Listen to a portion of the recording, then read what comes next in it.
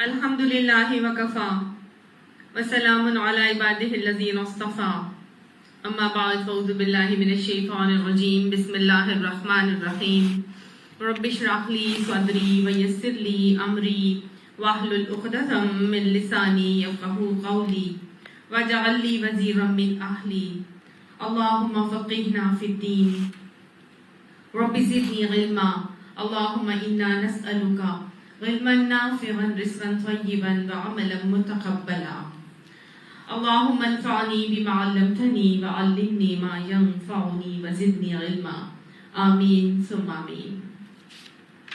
سورہ ہود مکی صورت ہے، اس میں 10 رکوعات اور 123 آیات ہیں۔ اس کا نام ہود اس حوالے سے ہے کہ اس کے اندر حضرت ہود علیہ السلام کی قوم کا ذکر آتا ہے، اور اس کے علاوہ اللہ سبحانہ تعالیٰ نے مختلف اور رسولوں کی قوموں کا اس میں ذکر کیا ہے۔ تو کتنی قوموں کا ذکر کیا گیا؟ اس کے اندر 6 قوموں کا ذکر اللہ سبحانہ تعالیٰ نے کیا ہے۔ اور اس صورت کو نازل کس وقت کیا گیا تھا؟ بیسیکلی اس کا زمانہ نزول سورہ یونس کے ہی آس پاس تھا، یعنی حضرت سورہ یونس جب نبی کریم صلی اللہ علیہ وسلم کے اوپر نازل ہوئی تھی تو میں نے آپ کو بتایا تھا کہ وہ مکہ کا تقریباً آخری دور تھا جب بہت زیادہ ظلم و ستم اور تشدد مسلمانوں کے اوپر کیا جا رہا تھا۔ تو جب مشرکین مکہ بہت زیادہ مسلمانوں کو ستا رہے تھے، نہیں مان کے دے رہے تھے، تو اس طرح کی قصص الانبیاء کی صورتیں نازل کر کر رسول اللہ صلی اللہ علیہ وسلم اور صحابہ کرام کو تسلی بھی دلائی گئی اور مشرکین مکہ کو اس حوالے سے تنبیہ بھی کی گئی۔ موضوع اور بحث بالکل وہی ہے جو سورہ یونس کا ہم نے دیکھا تھا، بس صرف فرق یہ ہے کہ سورہ یونس میں اللہ سبحانہ تعالیٰ نے بہت زیادہ توحید اور عقیدے کے دلائل جو ہے نا وہ بہت زیادہ دیے تھے اور دعوت کی طرف، عقائد کی طرف راغب کیا تھا۔ اس صورت کے اندر اللہ سبحانہ تعالیٰ نے دلائل کم دیے ہیں لیکن نصیحت زیادہ کی ہے اور تنبیہ پر زیادہ زور ہے۔ وہی چیزیں ہیں اس کے اندر بھی، جیسے کہ دعوت دی گئی اور پھر فہمائش کی کروائی گئی کہ رسولوں کی دعوت کو جنہوں نے جھٹلایا تو دیکھو ان کا کیا انجام ہوا، اس حوالے سے تنبیہ بھی کی گئی کہ یہ تو ایک مہلت عمل ہے جو اللہ سبحانہ تعالیٰ نے کی طرف سے دی گئی ہے، اگر اس مہلت عمل میں نہیں سمجھے اور نہ مان کے دی نبی کی بات کو اور اللہ کو نہیں مانا، اللہ کی نہیں مانی، تو پھر اللہ کا آنے والا عذاب جو ہے وہ کسی کے ٹالے سے ٹل نہیں سکے گا۔ تو بیسیکلی جب یہ سورت نازل ہوئی اور اس کے اندر بہت سارے انبیاء کرام کے قصے بتائے گئے تو اس دور کے حوالے سے ایک واقعہ آتا ہے کہ رسول اللہ صلی اللہ علیہ وسلم کو حضرت ابو بکر صدیق نے کہا کہ یا رسول اللہ صلی اللہ علیہ وسلم، میں دیکھتا ہوں کہ آپ بوڑھے ہوتے چلے جا رہے ہیں، تو اس کی کیا وجہ ہے؟ تو اس کے جواب میں رسول اللہ صلی اللہ علیہ وسلم نے فرمایا کہ مجھ کو سورہ ہود اور اس کی ہم مضمون صورتوں نے بوڑھا کر دیا ہے۔ گویا اس سے اندازہ یہ ہوتا ہے کہ نبی اکرم صلی اللہ علیہ وسلم کے لیے وہ کتنا سخت ٹائم ہوگا نا، جبکہ کفار مکہ، کفار قریش پورے کے پورے اپنے پوری کوششیں لگائے ہوئے ہیں کہ دعوت حق کو کسی طرح سے کچل دیں، اور اللہ کی طرف سے پے در پے تنبیہات آ رہی ہیں کہ اگر یہ نہیں مان کے دیں گے تو ان کو تباہ اور برباد کر دیا جائے گا اور اللہ کے عذاب سے ان کو کوئی نہیں بچا سکے گا۔ تو نبی اکرم صلی اللہ علیہ وسلم کا حال یہ ہوتا تھا کہ لعلک باخع نفسک، آپ ان کی فکر میں اپنی جان کو ہی ہلاک کر دیں گے۔ ہر وقت آپ صلی اللہ علیہ وسلم کو یہی اندیشہ گھلائے دیتا تھا کہ کہیں اللہ کی دی ہوئی مہلت عمل ختم نہ ہو جائے اور وہ آخری گھڑی قیامت کی برپا نہ ہو جائے، یا اللہ کی عذاب کی پکڑ نہ آ جائے اور یہ میری پوری قوم جو ہے وہ تباہ اور برباد ہو جائے۔ تو نبی اکرم صلی اللہ علیہ وسلم کو اس حوالے سے بہت زیادہ شدت سے خواہش تھی کہ میری جو قوم ہے وہ اللہ کو مان لے اور میری باتوں کو مان کر اللہ کی ماننے والی بن جائے۔ جب انبیاء کرام کے قصے بتائے گئے اور اس میں اندر ان کو مشرکین مکہ کو تنبیہ دی گئی اور بتایا گیا کہ اگر نہیں مانیں گے تو ان کا وہی حال ہونا ہے جو مختلف اقوام کا ہوا تھا، جو گزشتہ اقوام گزری ہیں۔ تو اس صورت کے اندر اللہ تعالیٰ نے بہت سارے نبیوں کا تذکرہ کیا اور ان کی قوموں کا تذکرہ کیا جن کے انجام کو دیکھ کر نبی اکرم صلی اللہ علیہ وآلہ وسلم شدت غم سے بوڑھے ہوتے چلے جا رہے تھے. اللہ سبحانہ تعالیٰ ہمیں بھی یہی شدت غم عطا فرمائے. اللہ ہمیں اپنی فکروں کے پیمانے بدل کر اپنی قوم کی اصلاح کے لیے پوری طرح پوری لگن سے اس دین کو پھیلانے کی توفیق عطا فرمائے. جب تک نہج نبوی نہیں ہوگا، اس پر کام نہیں ہوگا، اس تڑپ کے ساتھ دعوت نہیں دی جائے گی جو تڑپ نبی اکرم صلی اللہ علیہ وآلہ وسلم کی تھی کہ کسی طرح سے یہ لوگ ایمان لے کر آ جائیں. اور آپ صلی اللہ علیہ وآلہ وسلم نے اپنا تن من دھن اپنی پوری اوقات صلاحیتیں ہر چیز دین کی دعوت کے لیے لگا دی تھی نا. تو پھر یہی اصول میرے اور آپ کے لیے ہے کہ ہمیں بھی اسی شدت غم کو لیتے اور رکھتے ہوئے دین کی دعوت کو پھیلانے کا کام کرنا ہے. اللہ تعالیٰ ہمیں اس کی توفیق عطا فرمائے. اور اس صورت میں ہم دیکھیں گے کہ اللہ نے داعی قرآن کو یا داعی حق کو بہت خوبصورت اصول بھی سکھائے ہیں. تو بیسیکلی کیا سمجھ میں آ رہا ہے پھر ہمیں کہ لازمی جذبات ہے کہ پھر جو بھی دین کا داعی ہو اس کے دل میں ایک تو اللہ کی محبت ہونی چاہیے، اور اللہ کی محبت کے بعد پھر اللہ کے رسول کی محبت ہونی چاہیے، اور اس قرآن کی بھی محبت ہونی چاہیے. اللہ تعالیٰ انہی باتوں کو بھی ہمیں یہاں سے سمجھائیں گے، اور پھر ہم دیکھیں گے کہ نبی صلی اللہ علیہ وآلہ وسلم انہی چیزوں کی شدت کو اپنے اندر رکھتے ہوئے کیسے دین کی دعوت دیتے ہیں. بسم اللہ الرحمن الرحیم. الف لام را. الف لام را یہ حروف مقطعات ہیں، اور انہی کے بعد اللہ سبحانہ تعالیٰ ان حروف مقطعات کئی صورتیں انہی حروف مقطعات سے شروع ہوتی ہیں. اور بس ہمیں صرف کیا ہے کہ اس کی قریب اور کھوج میں نہیں پڑھنا، اس کے ہر حرف پر ہمیں ایک 10 نیکی کا اجر ملتا ہے. تو حروف مقطعات کی تمہید کے بعد اللہ سبحانہ تعالیٰ نے ڈائریکٹلی کیا بتایا؟ کتاب. ایک کتاب ہے یہ جو ہم پڑھ رہے ہیں، یہ ایک کتاب ہے. احکمت آیاتہ، اس کی آیات بہت ہی پختہ ہیں، بہت ہی محکم آیات ہیں. یعنی یہ اللہ تعالیٰ کی طرف سے ایک ایسی کتاب ہے جس کی آیات کیسی ہیں؟ بہت ہی محکم ہیں، بہت حکمتوں سے بھرپور ہیں، اور بہت ہی واضح پختہ آیات ہیں. ثم فصلت من لدن حکیم خبیر. جب پختہ آیات اللہ تعالیٰ نے عطا فرمائی، پھر کیا کیا؟ ثم فصلت، اللہ تعالیٰ نے پھر اس کو مفصل کر دیا، اس کو تفصیل سے پھیر کے اس میں بیان کیا گیا. کہاں سے آئی یہ آیات؟ من لدن حکیم خبیر، اس حکیم اور خبیر کی طرف سے آئی ہیں. اللہ نے اپنا تعارف کروایا، اس کتاب کا تعارف کروایا اور بتایا یہ جو کتاب تم تک پہنچائی جا رہی ہے یہ کوئی عام کتاب نہیں ہے، یہ ایک نہایت حکیم رب کی طرف سے، ایک نہایت خبر رکھنے والے رب کی طرف سے بہت پھیر کر بڑی پختہ قسم کی مفصل آیات ہیں جو اس کتاب، اس القرآن کے اندر بیان کی گئی ہیں. تو اور کیا اس میں کہا گیا ہے؟ اللہ تعبدوا الا اللہ. اور اس میں یہ اصل مقصد ہے اس کو بھیجنے کا، اور اس کے اندر جو بات خصوصی طور پر بیان کی گئی ہے وہ کیا ہے کہ تمام شرک کی نفی کر دی جائے اور تم اللہ کے علاوہ کسی کی عبادت نہ کرو. گویا عقیدہ توحید کی طرف لانے کے لیے اس کتاب کو بھیجا گیا ہے، اور شرک کی نفی کے لیے اس کتاب کو بھیجا گیا ہے. تمام کے تمام شرک جو اس زمانے میں مشرکین مکہ کی طرف سے ہو رہے تھے، 360 بتوں کی عبادت کی جاتی تھی، اور ہر چیز کا انہوں نے ایک بت بنا کے رکھا ہوا تھا. اللہ کو بے شک مانتے تھے، لیکن اللہ کے علاوہ بھی بہت ساری چیزوں کی عبادت اور بندگی کیا کرتے تھے.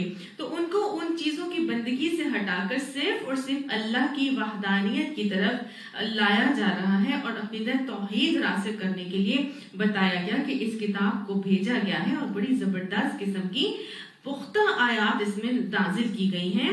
اور نبی کرم صلی اللہ علیہ وآلہ وسلم کے حوالے سے اب عقیدہ رسالت کو بھی بتایا جا رہا ہے کہ اننی لکم منہ نذیر بشیر، بے شک میں واسطے تمہارے اس کے بارے میں نذیر، ایک برے انجام سے متنبع کرنے والا بھی ہوں، اور بشیر اور بشارتیں دینے والا بھی ہوں. یعنی نبی اکرم صلی اللہ علیہ وآلہ وسلم کی ذات کے حوالے سے بتایا گیا کہ نبی اکرم صلی اللہ علیہ وآلہ وسلم جو تمہیں یہ کتاب بیان کر رہے ہیں اس میں بہت کھول کھول کے باتیں بیان کی گئی ہیں، خصوصی طور پر عقیدہ توحید کی طرف راسخ کیا گیا ہے، اور میں تمہارے لیے، تم اگر مان لو گے تو تمہارے لیے بشارتیں دینے والا بنا کے بھیجا گیا ہوں، اور اگر نہیں مانو گے تو تمہیں برے انجام سے متنبع کی کروں گا، جو نبی اکرم صلی اللہ علیہ وسلم کی بیسیکلی رسالت کا مقصد یہاں بتایا جا رہا ہے۔ وَأَنِ اسْتَغْفِرُوا رَبَّكُمْ، اور یہ میں اس لیے بھی تمہیں بیان کر رہا ہوں یہ ساری کتابیں کہ وَأَنِ اسْتَغْفِرُوا رَبَّكُمْ، تاکہ تم اپنے رب سے استغفار کر لو، تاکہ تمہاری جتنی بھی کوتاہیوں سے تم زندگی گزارتے آئے ہو، جو بھی تم شرک کے دلدل میں پھنسے ہوئے تھے، گمراہیوں میں ڈوبے ہوئے تھے، جہالت کے اندھیروں میں بھٹک رہے تھے، میں تمہیں ان سے نکالنے کے لیے آیا ہوں، اور میں یہ چاہتا ہوں، نبی اکرم صلی اللہ علیہ وسلم کی رسالت کا مقصد کیا بتایا جا رہا ہے کہ تم اپنے تمام گناہوں سے باز آ جاؤ، تمام گناہوں سے اپنی بخشش طلب کر لو، اور بخشش کس سے طلب کرو؟ ربکم، جو تمہارا رب ہے، جو تمہارا کیئر ٹیکر ہے، جو تمہارا پالن ہار ہے، تمہاری تمام چیزوں کی وسائل اور اسباب کو فراہم کرنے والا ہے۔ کسی عام ہستی سے، عام ذات سے بخشش طلب کرنے کے لیے تمہیں نہیں کہا جا رہا۔ کس سے بخشش طلب کرنے کے لیے کہا جا رہا ہے؟ استغفروا ربکم، اس رب سے جو تمہارا رب ہے، تمہارے لیے ساری چیزیں کرنے والا ہے، تم مانگتے ہو تو بھی دیتا ہے، نہیں مانگتے تو بھی اس نے تمہیں اتنی نعمتیں عطا فرمائی ہیں۔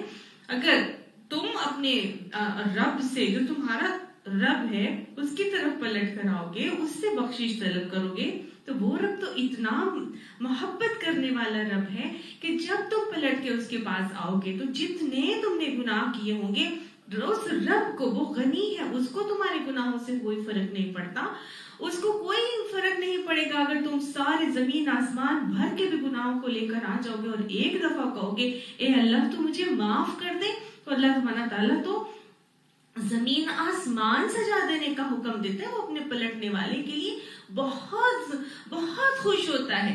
بالکل ایسے جیسے کہ ایک ماں ہوتی ہے نا، وہ اس کا بچہ اس سے ناراض ہو کر چلے جائے اور جب وہ واپس پلٹ کر آتا ہے تو ماں ساری چیزیں، ساری بدتمیزی، ہر چیز بھول جاتی ہے، اور اگر وہ آ کے بچہ ماں کو گلے لگا لے تو ماں تو اٹھ کر اس کو بلائے لیتی ہے، پیار کرتی۔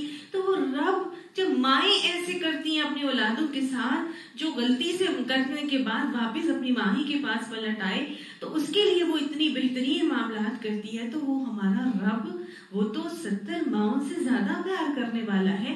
اگر ساری زندگی بھی ہم کوتاہیوں میں گزارتے رہے لیکن پھر ہم پلٹ کے اپنے رب کے پاس آئیں گے تو اللہ سبحانہ تعالیٰ اپنے پلٹنے والے کے لیے زمین آسمان سجانے کا حکم دیتا ہے۔ وہ رب تو اتنا رحیم ہے، اتنا کریم ہے، اتنا الودود ہے۔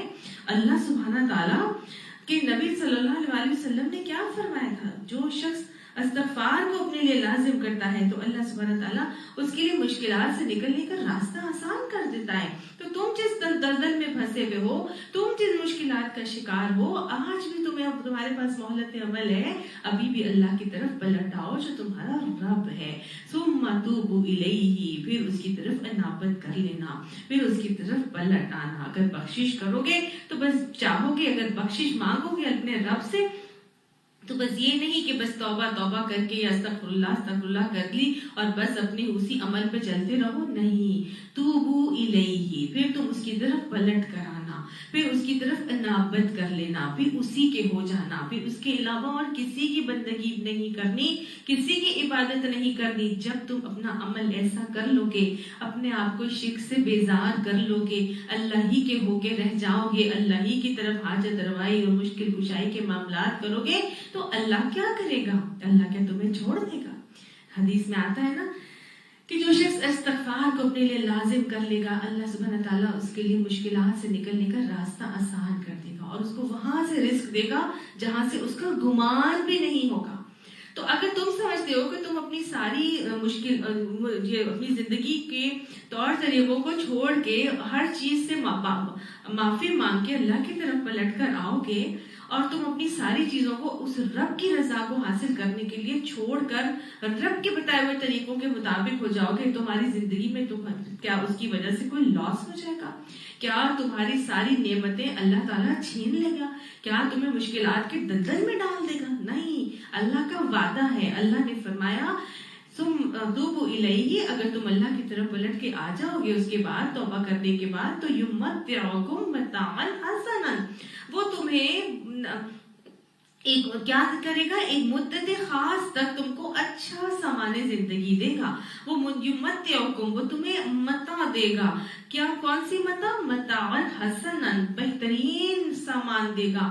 کب تک دے گا؟ الی اجل مسمى، ایک وقت مقرر تک کے لیے. وہ زندگی کی مہلت عمل جب تک تمہاری ہوگی، اللہ سبحانہ تعالیٰ کی طرف اگر پلٹ کر آؤ گے تو اللہ سبحانہ تعالیٰ تمہیں ایک وقت مقرر تک، ایک خاص مدت تک، جب تک کہ تمہاری مہلت عمل ہے، اللہ بہترین سامان زندگی تمہیں ضرور عطا فرمائے گا. تو وہی بات ہے نا کہ اللہ وہاں سے رزق دے گا جہاں سے تمہیں گمان بھی نہیں ہوگا، اگر استغفار کو لازم پکڑ لو گے تو. بس اللہ کی طرف پلٹ آؤ. میرے اور آپ کے لیے کیا اصول دیا جا رہا ہے کہ ہر قسم کے گناہوں سے پاک ہو جائیں، اپنے آپ کو بخشش سے اللہ سے بخشوانے کے بعد اللہ ہی کے بن جائیں، اللہ ہی کی طرف انابت کر لیں، اللہ ہی کی بندگی میں اپنے آپ کو سونپ دیں. اللہ کے علاوہ کسی سے امید نہ لگائیں، کسی سے توکل نہ کریں، صرف اور صرف اللہ ہی کی عبادت اور بندگی میں آ جانا ہے. جب ایسا معاملہ ہو جائے گا تو اللہ سبحانہ تعالیٰ مہلت عمل میں پھر کیا کرے گا، بہترین سامان زندگی بھی عطا فرمائے گا. وَيُؤْتِ كُلَّ ذِي فَضْلٍ فَضْلَهُ، اور ہر صاحب فضل کو اس کا فضل بھی عطا فرمائے گا. سبحان اللہ، ہر صاحب فضل کو اس کا فضل عطا فرمائے گا. اللہ کا بہترین فضل کیا ہے؟ ہر بات ہے نا کہ جس کے ساتھ اللہ سبحانہ تعالیٰ بھلائی کا ارادہ کرتا ہے اس کو دین کا علم عطا فرماتا ہے. تو یہ بہترین فضل ہے اللہ سبحانہ تعالیٰ کا. اللہ نے یہی چیز ہمیں سورہ بقرہ میں جب ہم نے پڑھی تھی، حضرت موسیٰ علیہ السلام کی قوم بنی اسرائیل سے جب مخاطب ہوا تھا تو اللہ تعالیٰ نے یہی فرمایا تھا نا کہ میں نے تمہیں تمام جہان والوں پر فضیلت عطا فرمائی تھی. اور وہ فضیلت کی وجہ کیا تھا؟ وَقَفَّيْنَا مِن بَعْدِهِ بِالرُّسُلِ، اللہ تعالیٰ نے پے در پے ان کے اندر رسول بھیجے تھے. تو جب بھلائی کا اللہ تعالیٰ ارادہ کرتا ہے تو دین کا علم اور فہم عطا فرماتا ہے، اس کے لیے ہدایت کے رستے اور ذرائع آسان کرتا ہے. یہ اللہ کا بہترین فضل ہے. اللہ اس فضل کو ہمیں عطا فرما دے. تو گویا جب انسان اللہ کی طرف پلٹتا ہے، اللہ کا بن جاتا ہے، شرک سے اپنے آپ کو بیزار کر دیتا ہے، تو اللہ دنیاوی اسباب تو فراہم کرتا ہی کرتا ہے، ساتھ ساتھ اللہ تعالیٰ مزید اپنا فضل دین کے علم کی صورت میں عطا فرماتا ہے. وَإِن تَوَلَّوْا، اور اگر آپ تم پھر جاؤ گے، فَإِنِّي أَخَافُ عَلَيْكُمْ عَذَابَ يَوْمٍ كَبِيرٍ، پس بے شک میں ڈراتا ہوں اوپر تمہارے عذاب یوم کبیر، ایک عذاب سے جو کہ بڑے دن کا عذاب ہے. یعنی کہ اگر تم نہیں مانو گے، منہ پھیر کر چلو گے، تو بس پھر میں تمہیں بڑے ہولناک دن کے عذاب سے ڈراتا ہوں. گویا مان لو گے تو اللہ کی نعمتوں کے حقدار بن جاؤ گے، دنیا بھی اچھی ہو جائے گی، آخرت بھی سنور جائے گی. نہیں مان کے چلو گے تو بڑے دن کے عذاب کا تمہیں وعید سنا دی گئی ہے. کیوں؟ اِلَى اللَّهِ مَرْجِعُكُمْ، طرف اللہ ہی کہ تم نے پلٹنا ہے. وَهُوَ عَلَى كُلِّ شَيْءٍ قَدِيرٌ، اور وہ ہر چیز کے اوپر قادر ہے. آپ دیکھیں کتنی خوبصورت انداز میں اللہ سبحانہ تعالیٰ نے ابتدائی 3-4 آیات کے اندر بڑے جامع طریقے سے اللہ پر ایمان، اللہ کی کتاب پر ایمان، اس کی کتاب کی صفات، اللہ نے اپنی صفات بتا دی، نبی اکرم صلی اللہ علیہ وسلم کی رسالت کا عقیدہ، رسول اللہ صلی اللہ علیہ وسلم کے آنے کا مقصد بتا دیا، اور انسان کو اس حوالے سے توبہ کی طرف مائل اور قائل کیا گیا، اور عذاب کی وعید بھی سنائی گئی، اور اللہ تعالیٰ کی قدرتوں کا بھی بتا دیا گیا. تو یہی بڑا خوبصورت جامع مضمون ہے اور پیغام ہے، اصل مدعا سورہ ہود کا، جو ہمیں بنیادی 3 آیات کے اندر ہی اللہ سبحانہ تعالیٰ نے بتا دیا. کتنا خوبصورت اصول ملتا ہے نا ہمیں کہ نبی اکرم اللہ سبحانہ تعالیٰ کی باتیں کتنی جامع ہیں، کہ یہ ہے اللہ کا کلام، اس کو کہتے ہیں اللہ کا کلام. جو اتنی ساری باتیں اللہ نے صرف اور صرف چند آیات کے اندر ہی بتا دی. اب ہمیں بھی اپنے کلام کے اندر ایسی ہی جامعیت کو پیدا کرنا ہے، اور کتنے خوبصورت انداز میں نا اللہ تعالیٰ ایک بات سے دوسری بات اور پھر تیسری بات اور پھر چوتھی بات بڑے ربط اور تسلسل سے اللہ سبحانہ تعالیٰ اپنی ساری باتیں جو ہیں وہ سمجھا رہے ہیں اور بتا رہے ہیں، اور کتنی ڈیٹیل اللہ تعالیٰ نے اسی کے اندر ہمیں بتا دی، اور گویا مجھے اور آپ کو یہ سمجھا دیا کہ جب بھی ہم دین کی دعوت دینے جائیں یا دین کو پھیلانے جائیں یا اپنی کوئی لیکچر دیں تو پھر ہماری باتوں میں بھی کیا ہونا چاہیے؟ ربط ہونا چاہیے، تسلسل ہونا چاہیے. اور یہ ہو تو اس وقت ہے جب آپ کو پوری نو ہاؤ ہو، آپ کی نالج اچھی ہو، آپ پوری پلان کر کے ایک لیکچر کو دیں، اور اس کے اندر آپ کو پورا نوکے زبان پہ آپ کی آیات ہوں، آپ کی حدیثیں ہوں. کیونکہ آپ دیکھیں جب کسی کو آپ اپنا یہ دین کا کوئی پیغام دینے جائیں یا سنانے جائیں تو دائی کو کیا ہے، وہ جو لوگ آ کر سنتے ہیں، جو لوگ آ کر بیٹھتے ہیں، وہ اپنا ایک ٹائم نکال کر آتے ہیں. اب وہ آپ ادھر جا کے ادھر ادھر کی باتیں کریں گے یا ان کا پورا 1-1.5 گھنٹہ ایسے ہی بیکار باتوں میں ضائع کر دیں اور صرف چند 2-3 باتیں ہی آپ بتائیں تو ان کے وقت کے ساتھ بھی جو ہے یہ کیا ہے، ان کا وقت بھی آپ کے پاس ایک امانت ہے. تو آپ ان کے وقت میں امانت میں خیانت کا مرتکب نہ ہو جائیں، بجائے اس کے کہ آپ اس 1.5 گھنٹے میں انہیں کئی ساری باتیں بتاتے ہیں اور دین کا بہت بڑا پیغام، بہت بڑے پیغامات اور بہت بڑا چنک ان تک جو ہے وہ منتقل کر کے آتے.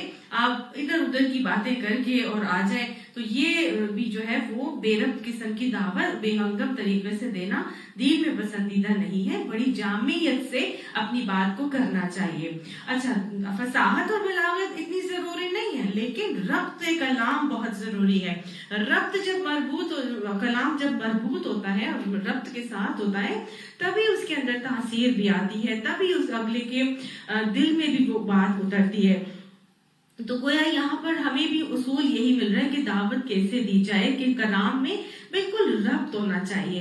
تو جو چیزیں میں نے آپ کو جو شروع میں بتائی تھی کہ دائی کے لیے ایک تو کلام جو وہ بیان کرتا ہے اس میں بالکل بے ربط باتیں نہیں ہونی چاہیے، بڑی پلاننگ کے ساتھ، بڑی پریپریشن کے ساتھ اس کو اپنی دعوت دینے کے لیے جانا چاہیے. اور ساتھ ساتھ جب اس کے اندر اللہ کی محبت ہوگی، جب رسول کی محبت ہوگی، جب اس قرآن کی بہت زیادہ دل میں محبت ہوگی، پورا اخلاص اس کے اندر ہوگا اور اپنی قربانیاں دینے والا ہوگا، اپنے وقت کی، اپنی نیندوں کی، اپنی تھکاوٹوں کی اور خیر خواہی کے جذبے کے ساتھ آئے گا. اللہ کی راہ میں جہاد کا شوق اس کو ہوگا اور تبلیغ کی خواہش ہوگی، تو پھر انسان کی برابر میں ضرور اثر اللہ تعالیٰ خود ہی ڈالیں گے.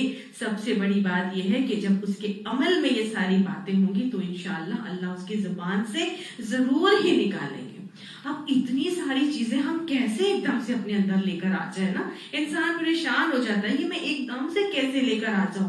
جڑے رہیں اور کنٹینیوسلی اپنی اصلاح کا معاملہ کرتے رہیں. ایک دم سے نہیں آتا. سب سے پہلے اپنی اصلاح کرنے کے لیے اپنے دل سے برے جذبات کو نکالنا بہت ضروری ہے. جب برے جذبات نکلیں گے، وہ جو دلوں میں ہم نے بغض ڈالے ہوئے ہیں، نفرتیں ہم نے ڈالی ہوئی ہیں کسی عزیز و اقارب کے خلاف، کوئی بہن کے خلاف، کوئی بھائی کے خلاف، کوئی سمندر کے خلاف، کوئی جٹھانی دیورانی کے خلاف، کوئی نندوں کے خلاف، تو جب اتنا چھوٹے سے دل میں اتنی ساری نفرتیں، بغض، حسد، کینے ہم نے ڈالے ہوں گے تو اللہ کی محبت کہاں سے آئے گی نا. اپنے اللہ کی محبت ڈالنی، ان گندے جذبات کو ہم نکالیں گے تو انشاءاللہ ہمارے اندر خود بخود جب ہم دین کے قرآن کے ساتھ جڑیں گے تو ہمارے اندر یہ سارے کے سارے خوبصورت جذبات خود بخود آنا شروع ہو جائیں گے. وہ دعوت کی تڑپ بھی آئے گی، وہ لگن بھی آئے گی، وہ اخطار بھی آئے گا، وہ قربانی بھی دیں گے، وہ آپ خلوص کے ساتھ ساری چیزیں کریں گے. لیکن یاد رکھیے گا ساتھ ساتھ اللہ سے دعا بھی کرنی ضروری ہے کہ اللہ میرے دل کو صاف کر دے. یا مقلب القلوب ثبت قلبی علی دینک، یا مصرف القلوب صرف قلبی علی طاعتک. اب ٹھیک ہے، میں نے یہ بات سن لی، آپ نے یہ بات سن لی، اب ٹھیک ہے، آج ہی اب ہم بیٹھیں گے اور اپنا محاذ پکڑ کے سارے گندے جذبات ایک ہی دن میں نکال دیں گے اور کل ساری کی ساری چیزیں میرے اندر آ جائیں گی. ایسے نہیں ہوگا. ऐसे नहीं होगा। कंटिन्यूसली आहिस्ता आहिस्ता डेली करें, थोड़ा थोड़ा करके करें। डेली मुहासबा करना है। क्या हम अपने बाथरूम की सफाई बस एक दफा करके छोड़ देते हैं और फिर सालों साल हम अपने बाथरूम को साफ नहीं करते, या हम किचन को साफ नहीं करते, या घर को हम ऐसे ही छोड़ देते हैं और रोजाना बस वो गंदा ही गंदा होता चला जाए, और फिर कभी ख्याल आता है तो 6-8 महीने बाद जाके फिर सफाई कर लें। क्या हम ऐसे करते हैं? नहीं करते ना, हम बार बार सफाई करते हैं। तो लिहाजा रोज रात को सोने से पहले अपना मुहासबा करने की जरूरत है। गलत आमाल के ऊपर इस्तिग़फ़ार करनी है, तौबा करके इस्लाह का वादा करना है और अल्लाह की तरफ पलट आना है। अब हम जब ये काम करने लगे तो शैतान हमारे दिलों में और मजीद वसवसे डालना शुरू हो जाएगा कि ये क्या, तुम तो फिर वादे करती हो अल्लाह ताला से, फिर तुम पलट के वही गुनाह कर लेती हो। जाहिर है एक दफा करने से तो नेक अमल नहीं आ जाता, आहिस्ता आहिस्ता ही आता ना। तो ये तो नहीं होता कि हम एक ही दिन में करें और सारी चीजें हमारे अंदर एक ही दफा आ जाए, फिर हमसे कभी गलती हो ही ना। तो शैतान हमेशा रोकने की भी कोशिश करेगा कि ये क्या, तुम बार बार गलत करती हो और फिर तौबा करती हो और फिर पलट के वही गलत करती हो, छोड़ो एक ही दफा, जब तुम बहुत अच्छी हो जाओगी तो फिर तुम अल्लाह से तौबा कर लेना। नहीं, याद रखिएगा शैतान के वसवसे हैं। अल्लाह को हजूर में सल्लल्लाहु ने फरमाया, अल्लाह को वो खताकार पसंद है जो बार बार खता करता है और बार बार अल्लाह की तरफ पलट के आता है, और यही वो बेहतरीन खताकार है जो अल्लाह को बहुत पसंद है। खैरुल खातईन तव्वाबून, अल्लाह के नबी ने फरमाया ना कि बेहतरीन खताकार वो है जो बार बार अल्लाह की तरफ पलट कर आता है। और अल्लाह ताला ऐसे पलटने वाले के लिए बहुत खुश होता है कि ये मुझे रब मानता है, ये अपनी कमी का इतराफ करता है। अल्लाह ताला हमें इन बातों से सबक सीखने की तौफीक अता फरमाए। अब आगे अल्लाह सुब्हानहू तआला क्या फरमा रहे हैं, अला इन्नहुम यस्नून सुदूरहुम, खबरदार हो जो बेशक वो दोहरा करते हैं सीनों को, उनके सीनों को दोहरा करते हैं। कौन सीनों को दोहरा कर रहा है? मुशरिकीन मक्का और सहाबाए कराम, ये दोनों ही का अमल था जो वो लोग किया करते थे। क्यों करते थे? लियस्तख्फू मिनहुम, ताकि वो छुप जाएं उससे। किससे छुप जाएं? असल में हुआ ये था कि जब बहुत ज्यादा हया के अहकामात आए और अल हया निस्फुल ईमान, अब हया शुअबतुम मिनल ईमान, कि हया तो ईमान का एक शाख है, हया तो निस्फ ईमान है। जब इस तरह की अहादीस नबी सल्लल्लाहु अलैहि वसल्लम ने फरमाई तो फिर सहाबा कराम बहुत परेशान होते थे। वो जिस वक्त नहाने के लिए जाते थे तो उस वक्त अपने कपड़े उतारते तो वो क्या करते, कपड़े चेंज करते वक्त भी वो अपने सीनों को मोड़ लिया करते थे कि कहीं इसको कपड़े चेंज करने में जब हमारे जिस्मों से कपड़े उतरते तो ऐसा ना हो कि हम गुनाहगार हो जाएं। तो दूसरा अमल वो ये करते थे कि मुशरिकीन मक्का के जब नबी करीम सल्लल्लाहु अलैहि वसल्लम को आता हुआ देखते थे तो एक तो सहाबा कराम का अमल मैंने आपको बताया, दूसरा ये कि नबी करीम सल्लल्लाहु अलैहि वसल्लम को जब मुशरिकीन मक्का आते हुए देखते थे तो वो अपने सीनों को मोड़कर दूसरी तरफ रुक करके बैठ जाते थे ताकि वो नबी करीम सल्लल्लाहु अलैहि वसल्लम से छुप जाएं या उनकी नजर उन पर ना पड़े। तो अल्लाह ताला ने ये बात समझाई कि अला खबरदार हो जाओ, हीना यस्तग़शून सियाबहुम, जिस वक्त वो ढांपते हैं कपड़ों को उनके, यअलमु मा युसिर्रून व मा युलिनून, वो जानता है जो वो छुपाते हैं और जो वो एलानिया करते हैं। यानी जिस वक्त वो कपड़ों से अपने आप को ढांपते हैं अल्लाह उस वक्त उनके छुपे को भी जानता है और अल्लाह उनके खुले को भी जानता है। इन्नहु अलीमुम बिज़ातिस सुदूर, बेशक वो जानने वाला है जो सीनों के अंदर है। गोया अगर तुम इस तरह के अमल से ये समझते हो कि अल्लाह तुम्हारे दिलों के हालों को नहीं जानेगा, तो अल्लाह तो तुम्हारे दिलों के हाल को जानने वाला है। तुम इस अमल करके अल्लाह से तो नहीं छुप सकते ना। क्या ख्याल है, क्या हम इस तरह के अमाल करके अल्लाह से छुप सकते हैं? वो तो हमारे छुपे को भी जानता है, हमारे कुछ एलानिया को भी जानता है। वो तो हमारे एक एक दिल में उठने वाले वसवसे तक से वाकिफ है। हर चीज से जब वो वाकिफ है तो गोया समझाया जा रहा है कि इस तरह के अमल करने के बजाय अपने दिलों की इस्लाह की फिक्र कर, کیونکہ وہ رب تمہارے دلوں کو، تمہاری نیتوں کے حال کو جانتا ہے۔ اپنی نیتوں کی فکر، اصلاح کی فکر کرو، اپنے دلوں کے اندر بہترین جذبات لے کر آؤ۔ وہ جو اوپر سے تم اچھے بن جاتے ہو کہ بھئی دوسرے مجھے دیکھیں گے تو مجھے یہ کہیں گے، یا دوسرے مجھے دیکھ کے میرے بارے میں کیا رائے قائم کریں گے، یہ ضروری نہیں ہے۔ اصل چیز جو ضروری ہے وہ کیا ہے؟ وہ تمہارے دلوں کی اصلاح ضروری ہے۔ اپنے دلوں کو بہترین بنا لو، اللہ کے حضور قیامت میں سنورا ہوا دل کام آئے گا۔ اللہ نے یہ نہیں دیکھنا کہ کون جو ہے وہ زیادہ عمل کر کے آیا، اللہ نے کوانٹٹی نہیں بلکہ کوالٹی دیکھنی ہے، اور وہ کوالٹی ہمارے دلوں کی کوالٹی سے پتہ چلے گی۔ جیسا دل میں ایمان ہوگا ویسا ہی عمل ہوگا، ویسا ہی اخلاص ہوگا اور ویسا ہی عمل ہوگا۔ تو گویا اللہ کے حضور وہی سنورے ہوئے دل کام آئیں گے۔ اس دن کسی کے دل ہیروں کے بھاؤ بکیں گے، کسی کے دل سونے کے بھاؤ تولے جائیں گے، کسی کے دل چاندی کے بھاؤ ہوں گے، اور کسی کے دل اس دن پیتل کے، اور کسی کے دل لوہے کے بھاؤ۔ اور انسان اس وقت خسارے میں رہ جائے گا جو اپنے دلوں کی اصلاح پہ جو ہے وہ فوکس نہیں کر سکا ہوگا، اور اپنے دلوں کی اصلاح کا معاملہ نہیں کر سکا ہوگا۔ اللہ ہمیں کنٹینیوسلی تزکیہ نفس کرنے کی توفیق عطا فرمائے، اور ہماری اصلاح کر کے ہمیں ایسا بنا دے کہ ہم اسے پسند آ جائیں۔ اب اللہ تعالیٰ نے کیا فرمایا؟ دیکھو، تم سمجھتے ہو کہ تم اگر اللہ کی طرف پلٹ آؤ گے اور اللہ کی طرف جڑ جاؤ گے اور اسی کو معبود بنا لو گے تو شاید تمہارا دنیاوی سارا ساز و سامان تمہارے ہاتھوں سے چھن جائے گا، اور تمہاری اگر تم قرآن کی باتوں کو مان کے اللہ کی بتائی ہوئی طریقے کے مطابق اپنی زندگی کو ڈھالو گے تو شاید جب تمہیں پڑھو گے، سود کی آیات پڑھ کے چلو گے تو شاید تمہیں لگے کہ تم اپنے مال کو جو سود میں لگا کے رکھا ہے، ایسے کاروباروں میں لگا کے رکھا ہے جو شریعتاً جائز نہیں ہے، تو تم اپنے وہ والے اعمال جو حلال روزی کے ہیں ان کو حرام روزی کے معاملات کو حلال کی طرف کنورٹ کرنے لگو گے تو تم میں یہ خدشہ ضرور آئے گا کہ میرے رزق کا کیا بنے گا، میں تو بھوکے مر جاؤں گی۔ اگر میں نے اپنا بینک سے پیسہ نکال لیا تو پھر کیا ہوگا؟ پھر میری اولاد کہاں سے پڑھے گی اور کہاں سے میں ان کو کھلاؤں گا؟ میں کیا کروں گا؟ ٹھیک ہے، میرے سے یہ باتیں نہیں مانی جاتی، آج اس دور میں ایسے کام نہیں کیے جا سکتے۔ نہیں، اللہ نے فرما دیا وَمَا مِن دَابَّةٍ فِي الْأَرْضِ، اور نہیں ہے زمین میں کوئی بھی جانور، زمین پہ رینگنے والا کوئی جانور ایسا نہیں ہے، یا زمین پہ پایا جانے والا کوئی جاندار ایسا نہیں ہے، اِلَّا عَلَى اللَّهِ رِزْقُهَا، مگر اوپر اللہ کے ہے اس کا رزق۔ یعنی ہر جاندار جو زمین میں ہے اس کا رزق اللہ کے ذمہ ہے، چاہے وہ چھوٹے سے چھوٹا چونٹی ہو، چاہے وہ سیب کے اندر پائے جانے والا کوئی کیڑا ہو، چاہے پتھر کے نیچے پایا جانے والا کوئی گھونگا ہو، چاہے بہت اونچائی پہ اڑنے والی شاہین ہو، کوئی بھی ہے، اللہ کے ذمہ اس کا رزق ہے۔ تو اللہ جب ان لوگوں کو رزق دے سکتا ہے تو تمہیں نہیں رزق دے گا؟ ہر جاندار، تم بھی تو اللہ کی مخلوق ہو، تمہارا بھی رزق اللہ کے ذمہ ہے، اور واقعی میں ایسا ہی ہے۔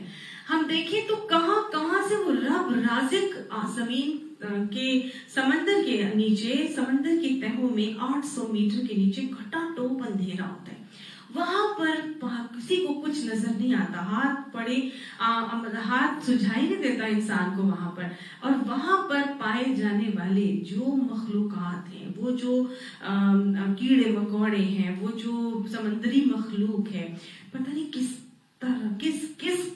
اقسام کی سمندری مخلوقات ہیں۔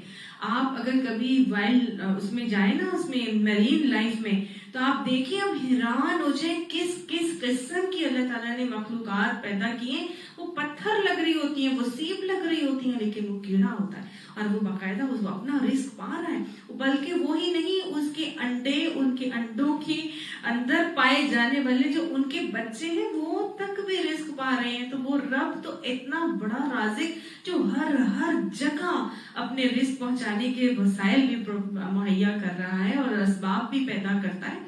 ایک مشاہدہ کیا گیا اور اس میں دیکھا گیا کہ ایک مینڈک ہے، وہ ایک کنارے سے دوسرے کنارے پر جاتا ہے، تو وہ جو اس کو دیکھ رہے تھے مینڈک کو، انہوں نے دیکھا کہ وہ مینڈک کے اوپر بیٹھا ایک چونٹی بیٹھی، غالباً چونٹی ہی بیٹھی، اور وہ لے کے چلی گئی، اور وہ مینڈک ایک طرف سے دوسری طرف چلا گیا۔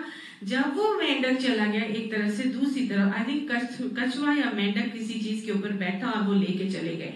जब वो वहां पर पहुंचा, ये पीछे पीछे उसके चलते गए कि ये कहाँ जा रहा है, मैं इसको देखता हूँ। जब वो दूसरी तरफ पहुंचा तो वहां पर उसने देखा कि वो उसने उसको दूसरी तरफ जाके उतार दिया। वो वहां से आगे पहुंचा दूसरा जानवर, दूसरे जानवर के मुंह में एक और चीज थी और वो उसने जाकर एक खास जगह पर जहां पत्थर था और उसके वहां पर कोई कीड़ा मौजूद था और वो मुंह खोलता है अपना और उसके अंदर से वो रिस्क जो वो लेके गया था वो वहां तक पहुंचा दिया गया। और सुभान अल्लाह, ये अल्लाह सुभान ताला ने एक उस पत्थर के अंदर पाए जाने वाले कीड़े के लिए 3 चीजों का बंदोबस्त किया और वो उसके ऊपर बैठ के उसको कीड़े के लिए रिस्क पहुंचाने के लिए 3 चीजें जो है वो इस्तेमाल होती है और वहां पर पहुंचता है। अल्लाह सुब्हाना ताला इतना बड़ा राज़िक, इतना बड़ा राज़िक, कैसे मेरे और आपके लिए एक रोटी आती है। क्या हम सोचते हैं और क्या रोटी पक के हमारे सामने आ जाती है? नहीं, उस रोटी को पकाने के पीछे कितनी चीजें अल्लाह ताला की पूरी की पूरी कह लें लश्कर जो है वो अल्लाह के लगे हुए हैं और वो अपने अपने काम कर रहे हैं। और फिर जाके एक बीज बोया जाता है, फिर उसमें पानी दिया जाता है, फिर खाद लगाई जाती है, फिर सूरज चमकता है, फिर मिट्टी अपना काम करती है, फिर पानी अब्जॉर्ब होते हैं, फिर एक कोपल निकलती है और फिर उसके अंदर से कितने दाने और फिर वो कितनी बालें और फिर उसके अंदर से गंदुम का सिट्टा बनता है और फिर गंदुम को उतारा जाता है। जब फसल पकती है फिर उसको जब उतारा जाता है फिर उसको उसके बाद उसको पीसा जाता है, वो पीसने वाले अलग, फिर वो ले जाने वाले अलग, फिर उसको आप बोरी में डाला जाता है, फिर उसको पहुंचाने वाले अलग, फिर वो किसी स्टोर तक पहुंचाया जाता है, फिर वहां से लेकर आया जाता है वो अलग, फिर उसके बाद एक गैस होती है, फिर उसको आटा गूंदा जाता है, फिर गैस चलाई जाती है या उस पर आग जला के उस पर बिठा के उसके ऊपर पकाई जाती है। मतलब कितनी चीजें बरोए कार लाती, ये सब कहाँ से आ रही है? ये कौन है जो ये सारी चीजें एक रोटी को पहुंचाने के लिए कितने रिस्क के वसाइल और असबाब उसने मुहैया किए।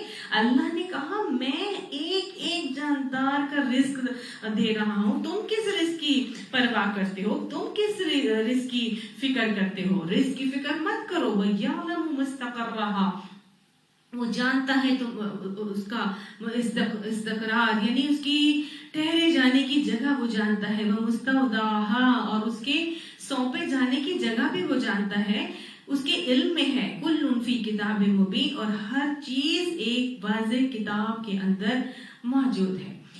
कोई अल्लाह सुब्हानहू तआला रिस्क भी देने वाला है और ये भी जानता है कि हर चीज कहाँ इस्तक़रार यानी करार पकड़ रही है। पहले भी मैंने आपको बताया था कि मुस्तक़र से क्या मुराद है और मुस्तौदा से क्या मुराद है, यानी ठहरे जाने की जगह। ज़मान और मकान के हिसाब से दोनों ही इसमें आते हैं, ठहरने की जगह। एक और बच्चा जो है वो माँ के रहम में ठहरता है। ये अल्लाह को मालूम है कि किस बच्चे ने कहाँ करार पकड़ना है, किस माँ के अंदर, किस रहम मादर में इस बच्चे का इस्तक़रार हमल होगा। उसके बाद अल्लाह ये भी जानता है कि उसकी जमीन में करार पकड़ने की कौन सी जगह है। जो हमल ठहरा वो रहम मादर में मुस्तक़र था और मुस्तौदा उसका वो घर हो जाएगा जहाँ पे उसकी पैदाइश होगी। इसी तरह से वो शख्स जो दुनिया में है, अगर उसको हम इस्तक़रार कह लेंगे, अगर वो अल्लाह जानता है कि किस शख्स को किस खानदान में, किस इलाके में, किस खित्ते में, किस कौम के अंदर भेजना है, अल्लाह उसको भी जानता है। और फिर मुस्तौदाहा, उसके सौंपे जाने की जगह यानी उसको कौन सी खबर नसीब होनी है, अल्लाह उसको भी जानता है। हर चीज अल्लाह ने लिख रखा है, ये वाज़ेह तौर पर। ये सारी चीजें कहाँ लिखी हुई हैं? लौहे महफूज में अल्लाह सुब्हानहू तआला ने हर चीज लिखे रखी है। सब चीजों का इल्म अल्लाह को है, कौन कहाँ आएगा, कहाँ जाएगा, किसी को कब्र नसीब होगी, किसी को कब्र नहीं नसीब होगी, कोई राख बना के उड़ा दिया जाएगा, किसी को दरिंदे फाड़ खाएंगे, कोई समंदर में गर्क हो जाएगा, अल्लाह को मालूम है। कब्रें भी अल्लाह को मालूम है। हजरत इमाम हुसैन का मामला देखिए क्या है। हजरत इमाम हुसैन को तो कब्र तक नसीब नहीं होती है, सर कहाँ पे उनका है और जिस्म उनका कहाँ पे दफनाया गया। हजरत अबू बकर, हजरत उमर का मामला क्या हुआ? नबी अकरम सल्लल्लाहु अलैहि वसल्लम के एक जानिब पे जो है वो हजरत अबू बकर और उमर को दफनाया गया है। और साथ साथ नबी हजरत अली फरमाते थे ना कि ये हजरत उमर ही की जगह है کیونکہ میں نے کئی مرتبہ جب ان کو دفنایا گیا تھا تو حضرت عمر کو جب دفنایا جانا تھا تو حضرت علی نے فرمایا تھا کہ یہ جگہ حضرت عمر ہی کے لیے تھی، کیونکہ میں نے نبی کریم صلی اللہ علیہ وسلم کو کئی مرتبہ سنا تھا کہ وہ انہوں نے فرمایا تھا کہ میں ابو بکر اور عمر، میں ابو بکر اور عمر، اور قیامت کے دن بھی میں اور ابو بکر، میں جب اٹھوں گا تو ایک طرف میرے ابو بکر ہوں گے اور ایک طرف عمر ہوں گے۔ تو گویا نبی ہم صلی اللہ علیہ وسلم نے نشاندہی بھی کر دی تھی، اور پھر بعد میں ہم نے دیکھا کہ ایسے ہی ان کی تدفین کا معاملہ بھی ہوا، بھی ایک قبر کی جگہ وہاں پہ موجود ہے اور وہ کس کے لیے؟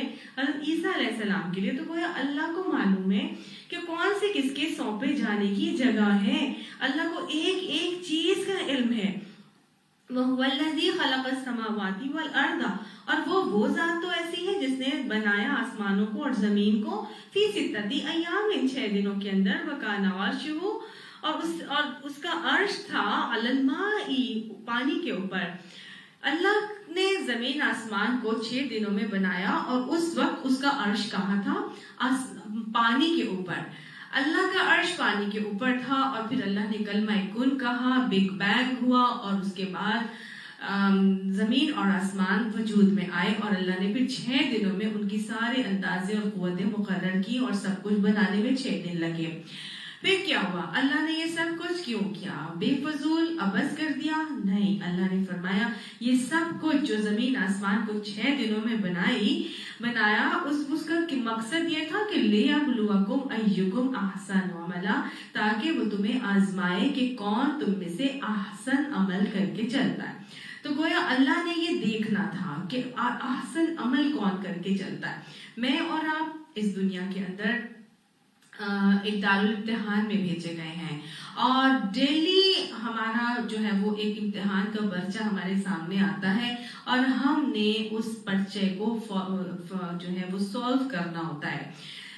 روزانہ وہ پرچہ الٹ دیا جاتا ہے، اور اگلے دن کا نیا پرچہ آ جاتا ہے، اور ہفتے میں روزانہ اللہ سبحانہ تعالیٰ کے حضور صبح شام بھی اعمال پیش کیے جاتے ہیں، بتایا جاتا ہے، اور پیر اور جمعرات کو بھی آپ صلی اللہ علیہ وسلم نے حدیث میں بتایا کہ اللہ سبحانہ تعالیٰ کے حضور ہر پیر اور جمعرات کو اعمال نامے پیش کیے جاتے ہیں۔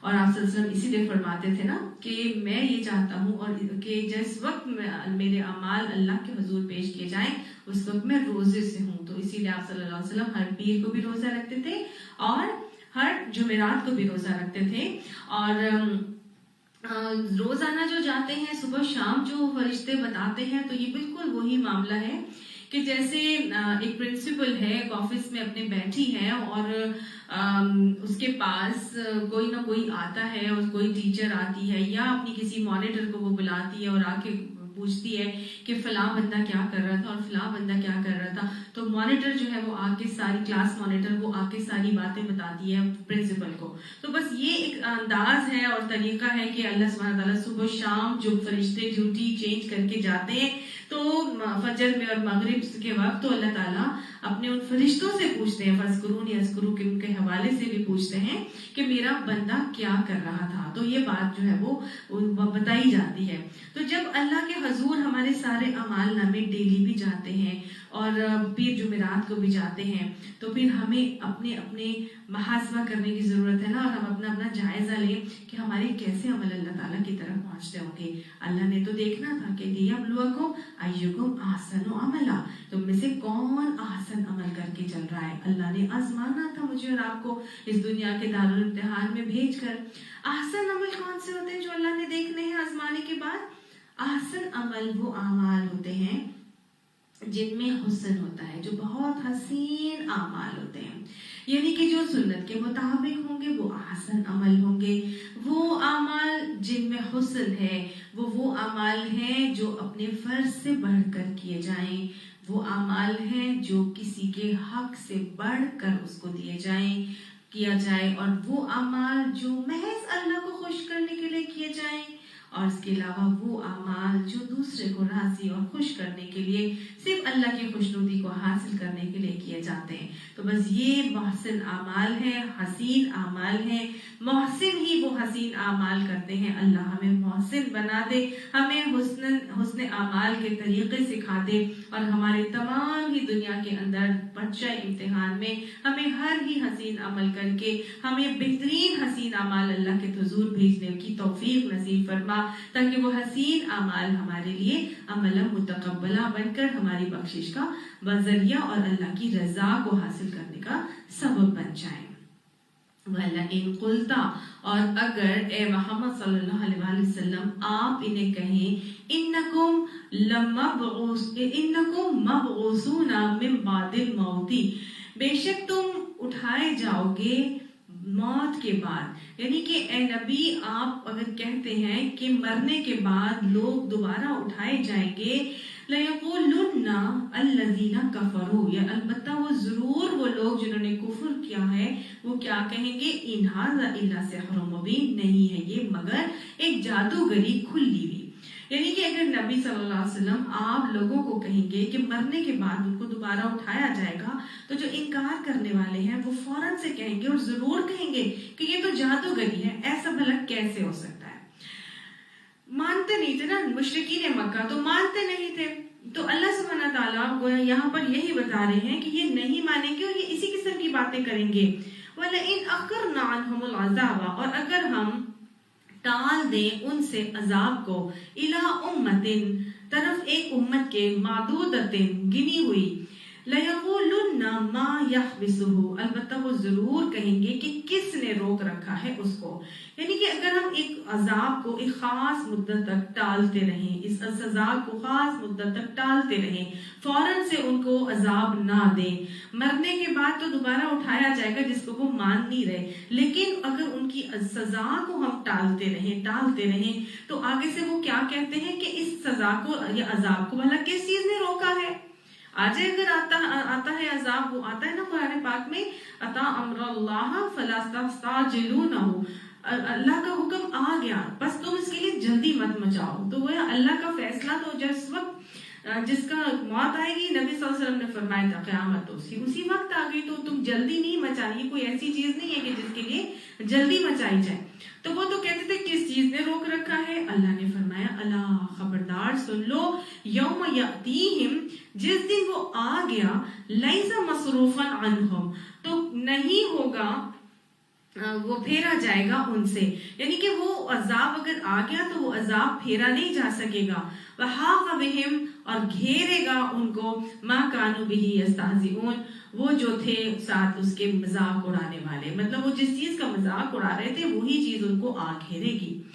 وَلَئِنْ أَذَقْنَا الْإِنسَانَ، اور البتہ اگر چکھائیں ہم انسان کو، اگر ہم انسان کو چکھاتے ہیں، منا اپنے پاس سے، رحمتن کوئی رحمت، ثم نزعناها منه، پھر ہم کھینچ لیتے ہیں اس کو اس میں سے. یعنی کہ اگر ہم انسان کو اپنی رحمت کا مزہ چکھاتے ہیں اور پھر اس رحمت سے اس کو محروم کر دیتے ہیں، اس رحمت کو اس سے کھینچ لیتے ہیں. اللہ کے آزمانے کے ہمیشہ سے 4 طریقے ہیں، یاد رکھیے گا. کیا طریقے ہیں؟ 4 طریقے. پہلا طریقہ کیا ہے؟ اللہ سبحانہ تعالیٰ انسان کو کچھ دے کر آزماتے ہیں. دوسرا طریقہ یہ ہے کہ اللہ سبحانہ تعالیٰ انسان کو نہ دے کر آزماتے ہیں، ٹھیک ہے، یعنی محروم کر کے آزماتے ہیں. تیسرا طریقہ یہ ہے کہ اللہ سبحانہ تعالیٰ دینے کے بعد لے کر آزماتے ہیں، یعنی رحمت دی، نعمت دی، لیکن اس کے بعد اس نعمت کو لے لیا. اور چوتھا طریقہ ہے کہ نہ دینے کے بعد پھر اللہ تعالیٰ دے کر آزماتے ہیں، ٹھیک ہے. تو یہاں پر تیسرے اور چوتھے طریقے کا ذکر آ رہا ہے کہ اللہ سبحانہ تعالیٰ رحمت سے نوازنے کے بعد پھر اس کو اس سے محروم کر دیتے ہیں، یعنی کہ نعمت دینے کے بعد اس سے وہ نعمت لے لیتے ہیں. تو انسان کا رویہ کیا ہے؟ انہو لیئوس کفور، تو وہ مایوس ہونے لگتا ہے اور ناشکری کرنے لگتا ہے. کیا ایسے ہوتا نہیں کہ اللہ سبحانہ تعالیٰ جب انسان کو نعمت دیتے ہیں تو بڑا خوش ہوتا ہے، لیکن جیسے ہی اللہ تعالیٰ سے وہ نعمت لے لیتے ہیں تو وہ مایوس ہو جاتا ہے، وہ ناشکری کرنے لگتا ہے. کس قسم کی ناشکری کے کلمات اس کے منہ سے نکلتے ہیں. اس کو کرنا کیا چاہیے تھا؟ اس کو تو یہ کرنا چاہیے تھا کہ جب اللہ نے نعمت دی تھی تو شکر کرتا، اور شکر میں اس نعمت کو اللہ کی راہ میں لگاتا، کہ جب جس نے دی ہے اللہ کا شکر ہے، اگر اس کی ہے، جس کی ہے اس کا شکر ہے، اس نے دی ہے، اگر وہ لے لے گا تو بھی اللہ کا شکر ہے، جس کی چیز ہے وہ لے لے گا۔ تو ایسا جب انسان یہ سوچتا ہے کہ یہ ھذا من فضل ربی، یہ اللہ کا فضل ہے، یہ میرے رب کا فضل ہے، لیبلونی اشکر ام اکفر، اللہ نے یہ فضل مجھے نعمت اس لیے دی ہے تاکہ وہ مجھے آزما کر دیکھے کہ میں شکر کرتا ہوں یا کفر کرتا ہوں۔ تو گویا جب بھی نعمت ملتی ہے تو انسان کو کیا کرنا، اللہ نے دیکھنا ہوتا ہے کہ یہ شکر کر رہا ہے یا کفر کر رہا ہے۔ اب اللہ نے جب نعمت اس کو دی ہے اور نعمت دینے کے بعد اس نے یہ تو سمجھا ہی نہیں کہ یہ اللہ کی طرف سے آئی تھی، وہ تو اپنے زور و بازو پہ فخر کیے ہوئے تھا، اور وہ تو سمجھتا ہے میرے علم کی بدولت، میرے مال کی بدولت یا میرے عہدے اقتدار کی بدولت میں نے اس دنیاوی نعمت کو حاصل کیا ہے۔ عمومی طور پر ایسے ہی ہوتا ہے، اور جب اللہ ایسے لوگوں سے نعمت کو چھین لیتا ہے تو اللہ نے وہ ناپسندیدہ رویہ بتایا کہ نعمت جب میں نے چھینی تو وہ کیا ہوتا ہے، نیؤوس کفور، وہ نا امیدی کرنے لگتا ہے، مایوس ہو جاتا ہے اور ناشکرا بننے لگتا ہے، ناشکری کرنے لگتا ہے۔ مایوسی تو کفر ہے نا، مایوسی تو اللہ کو پسند نہیں ہے۔ تو یہاں پہ وہی بات بتائی جا رہی ہے، ناشکری مت کرو، الحمدللہ علی کل حال کہو۔ کیسے حال کیوں کہو بھائی، اگر اتنی ایک نعمت اگر اللہ نے لے لی تو پھر کیا ہو، اللہ کی باقی نعمتیں تو موجود ہے نا۔ جب انسان ایک نعمت چھیننے کے بعد باقی نعمتوں کو دیکھتا ہے تو میں نے آپ کو بتایا تھا کیا ہوتا ہے، تبھی وہ شکر گزار بن سکتا ہے۔ لہٰذا اگر اللہ ایک نعمت چھین لے دینے کے بعد تو کیا کرنا ہے، ہمیں ناشکری نہیں کرنی، مایوس نہیں ہونا، بلکہ پھر بھی اللہ کا شکر نہیں گزار بننا ہے، اللہ ہی کی طرف رجوع کرنا ہے، اللہ ہی کی ذات پہ توکل کرنا ہے۔ اور ساتھ ساتھ جب تکلیف آتی ہے تو پھر کیا کرنا ہوتا ہے، پیچھے بھی ہم پڑھ کر آئے ہیں کہ اپنا اندر جھانکنا ہے کہ میرے کون سے عمل کی بدولت مجھ پر یہ تکلیف آئی ہے، کڑا محاسبہ کرنا ہے۔ اتنے عیب آپ کو اپنے نظر آئیں گے، بلیو می، کہ آپ حیران ہو جائیں گے، اور انشاءاللہ جب اس محاسبے کے ذریعے سے آپ اس پر عمل کرنا شروع ہوں گے تو آپ اپنی کتنی ہی تکلیف برائیوں سے جو ہے وہ خود بخود آزاد ہوتے چلے جائیں گے۔ جب مشکل مطلب آپ کو اپنی تکلیف نظر آئے، تکلیف آئے اور آپ محاسبہ کر کے اپنی کسی برائی کو پا لیں گے، اپنی کسی کمی اور کوتاہی کو جج کر لیں گے، تو پھر کیا کرنا ہے، اللہ کی طرف پلٹ آنا ہے، استغفار کریں، پشیمان ہو جائیں، ندامت سے اللہ کی طرف تائب ہو کے پلٹنا ہے اور پھر اصلاح کا وعدہ کرنا ہے۔ تو انشاءاللہ اس استغفار کی بدولت وہ تکلیف بھی کٹے گی، آپ شکر گزار بندوں میں بھی شامل ہوں گے، صبر بھی آئے گا، اور اللہ کی رضا کو حاصل کرنے والے خوش نصیب بن کے اللہ کے قرب کو بھی پا لیں گے اور اس ناشکری سے بچ جائیں گے۔ اب دوسرا رویہ اللہ نے یہاں پہ یہ بتایا، وَلَئِنْ أَذَقْنَاهُ، اور البتہ ہم چکھائیں اس کو، اگر چکھاتے ہیں اس کو، نعماء نعمت، بعد ضراء مَسَّتْهُ، بعض تکلیف کے جو اسے چھوتی ہے، یعنی جب تک نعمت چکھاتے ہیں اس تکلیف کے بعد، اب ایک مصیبت جو آئی ہے اس مصیبت کو ختم کرنے کے بعد جب اللہ اسے نعمت کا مزہ چکھاتا ہے، یعنی اب یہ چوتھا طریقہ آپ کو بتایا جا رہا ہے کہ نعمت نہ دینے کے بعد یا تکلیف دینے کے بعد اللہ نعمت سے آزماتے ہیں، تو وہ کیا کہتا ہے، لَيَقُولَنَّ، البتہ وہ ضرور کہتے ہیں، ذَهَبَ السَّيِّئَاتُ عَنِّي، دور کر دی برائیاں ہم سے، انہ لفرح فخور، بے شک وہ البتہ خوش ہوتا ہے، اکڑنے لگتا ہے، گھمنڈ کرنے لگتا ہے، پھولا سماتا ہے۔ گویا وہ تو جب نعمت یعنی کہ تکلیف کے بعد اللہ کی طرف سے نعمت ملتی ہے تو انسان کا رویہ بتایا جا رہا ہے جو اللہ کے نظر میں پسندیدہ نہیں ہے۔ کیا کر رہا ہے انسان، وہ کہتا ہے کہ ہائے میرے سے تو ساری تکلیفیں دور ہو گئی، میری تو ساری مشکلات چھٹ گئی۔ ظاہر ہے اللہ تعالیٰ ہی اپنی رحمت سے اس کی تکلیف کو دور کر کے نعمت کا مزہ اسے جب چکھاتا ہے تو اللہ کی طرف پلٹنا چاہیے تھا کہ اللہ کا مزید شکر گزار بننا چاہیے تھا کہ اللہ تیرا شکر، تو نے تکلیف دی تھی اور اس کے بعد تو نے ہمیں نعمت سے نواز دیا، اللہ تیرا شکر، اللہ نہیں تھی تو بھی تیرا شکر تھا اور تو نے دے دی ہے تو بھی تیرا شکر ہے۔ بلکہ انسان کیا کرنے لگ جاتا ہے، اس تکلیف کو ختم ہونے کے بعد وہ آگے سے کہتا ہے کہ ذَهَبَ السَّيِّئَاتُ عَنِّي، میری تو ساری تکلیفیں دور ہو گئی، اور وہ فرح خوش ہونے لگتا ہے اور فخور اور فخر جتانے لگتا ہے کہ میری تو پالیسیز بڑی اچھی تھی، میری تو پلاننگز بڑی اچھی تھی، میں تو کرتا ہی سب کچھ بہت اچھا ہوں، مجھے تو کوئی نقصان پہنچا ہی نہیں سکتا، میرے ساتھ تو کبھی مشکلات آ ہی نہیں سکتی، میں تو بہت ہی ریفائنڈ، میں تو میرا جو ہے وہ میرا تو مرتبہ ہی بہت زیادہ ہے۔ اللہ کو ایسی باتیں بالکل پسند نہیں ہے، گویا میرا کوئی کمال نہیں ہے، تکلیف کٹی ہے تو بھی رب کی وجہ سے، اس کی رحمت کی وجہ سے، تکلیف اگر آئی ہے تو اپنا محاسبہ کرنا ہے اور اللہ کے حضور پلٹنا ہے، ہر حال میں اللہ اپنی طرف پلٹوانا چاہتا ہے۔ اللہ نے فرمایا اِلَّا الَّذِينَ صَبَرُوا، مگر وہ لوگ جو صبر کرنے والے ہیں، وَعَمِلُوا الصَّالِحَاتِ، اور نیک عمل کرتے ہیں، یعنی کہ یہ رویے ہر اس شخص کے ہوں گے جو بے صبرا بھی ہوگا اور نیک اعمال پر بھی نہیں قائم ہوگا، لیکن جو صبر کر کے چلتا ہے، خوشی میں بھی صبر، کمی کے اوپر مشکلات میں بھی صبر، اور پھر ان صبر کرنے کے بعد نیک اعمال جاری رکھتا ہے، اولئک لہم مغفرۃ واجر کریم، یہی وہ لوگ ہیں کہ جن کے لیے اللہ کی طرف سے مغفرت بھی ہوگی اور بڑا اجر بھی ملے گا۔ تو گویا مسلمانوں کو یہ بھی سکھایا جا رہا ہے کہ جب بھی کوئی تکلیف آتی ہے، جب بھی کوئی نعمت ملتی ہے، دونوں معاملات میں صبر سے اپنے آپ کو جمائے رکھنا ہے۔ نعمت ملنے پر صبر کیسے ہوگا؟ کہ اللہ میرا کوئی کمال نہیں ہے تو مجھے آپ پہ میں رکھنا۔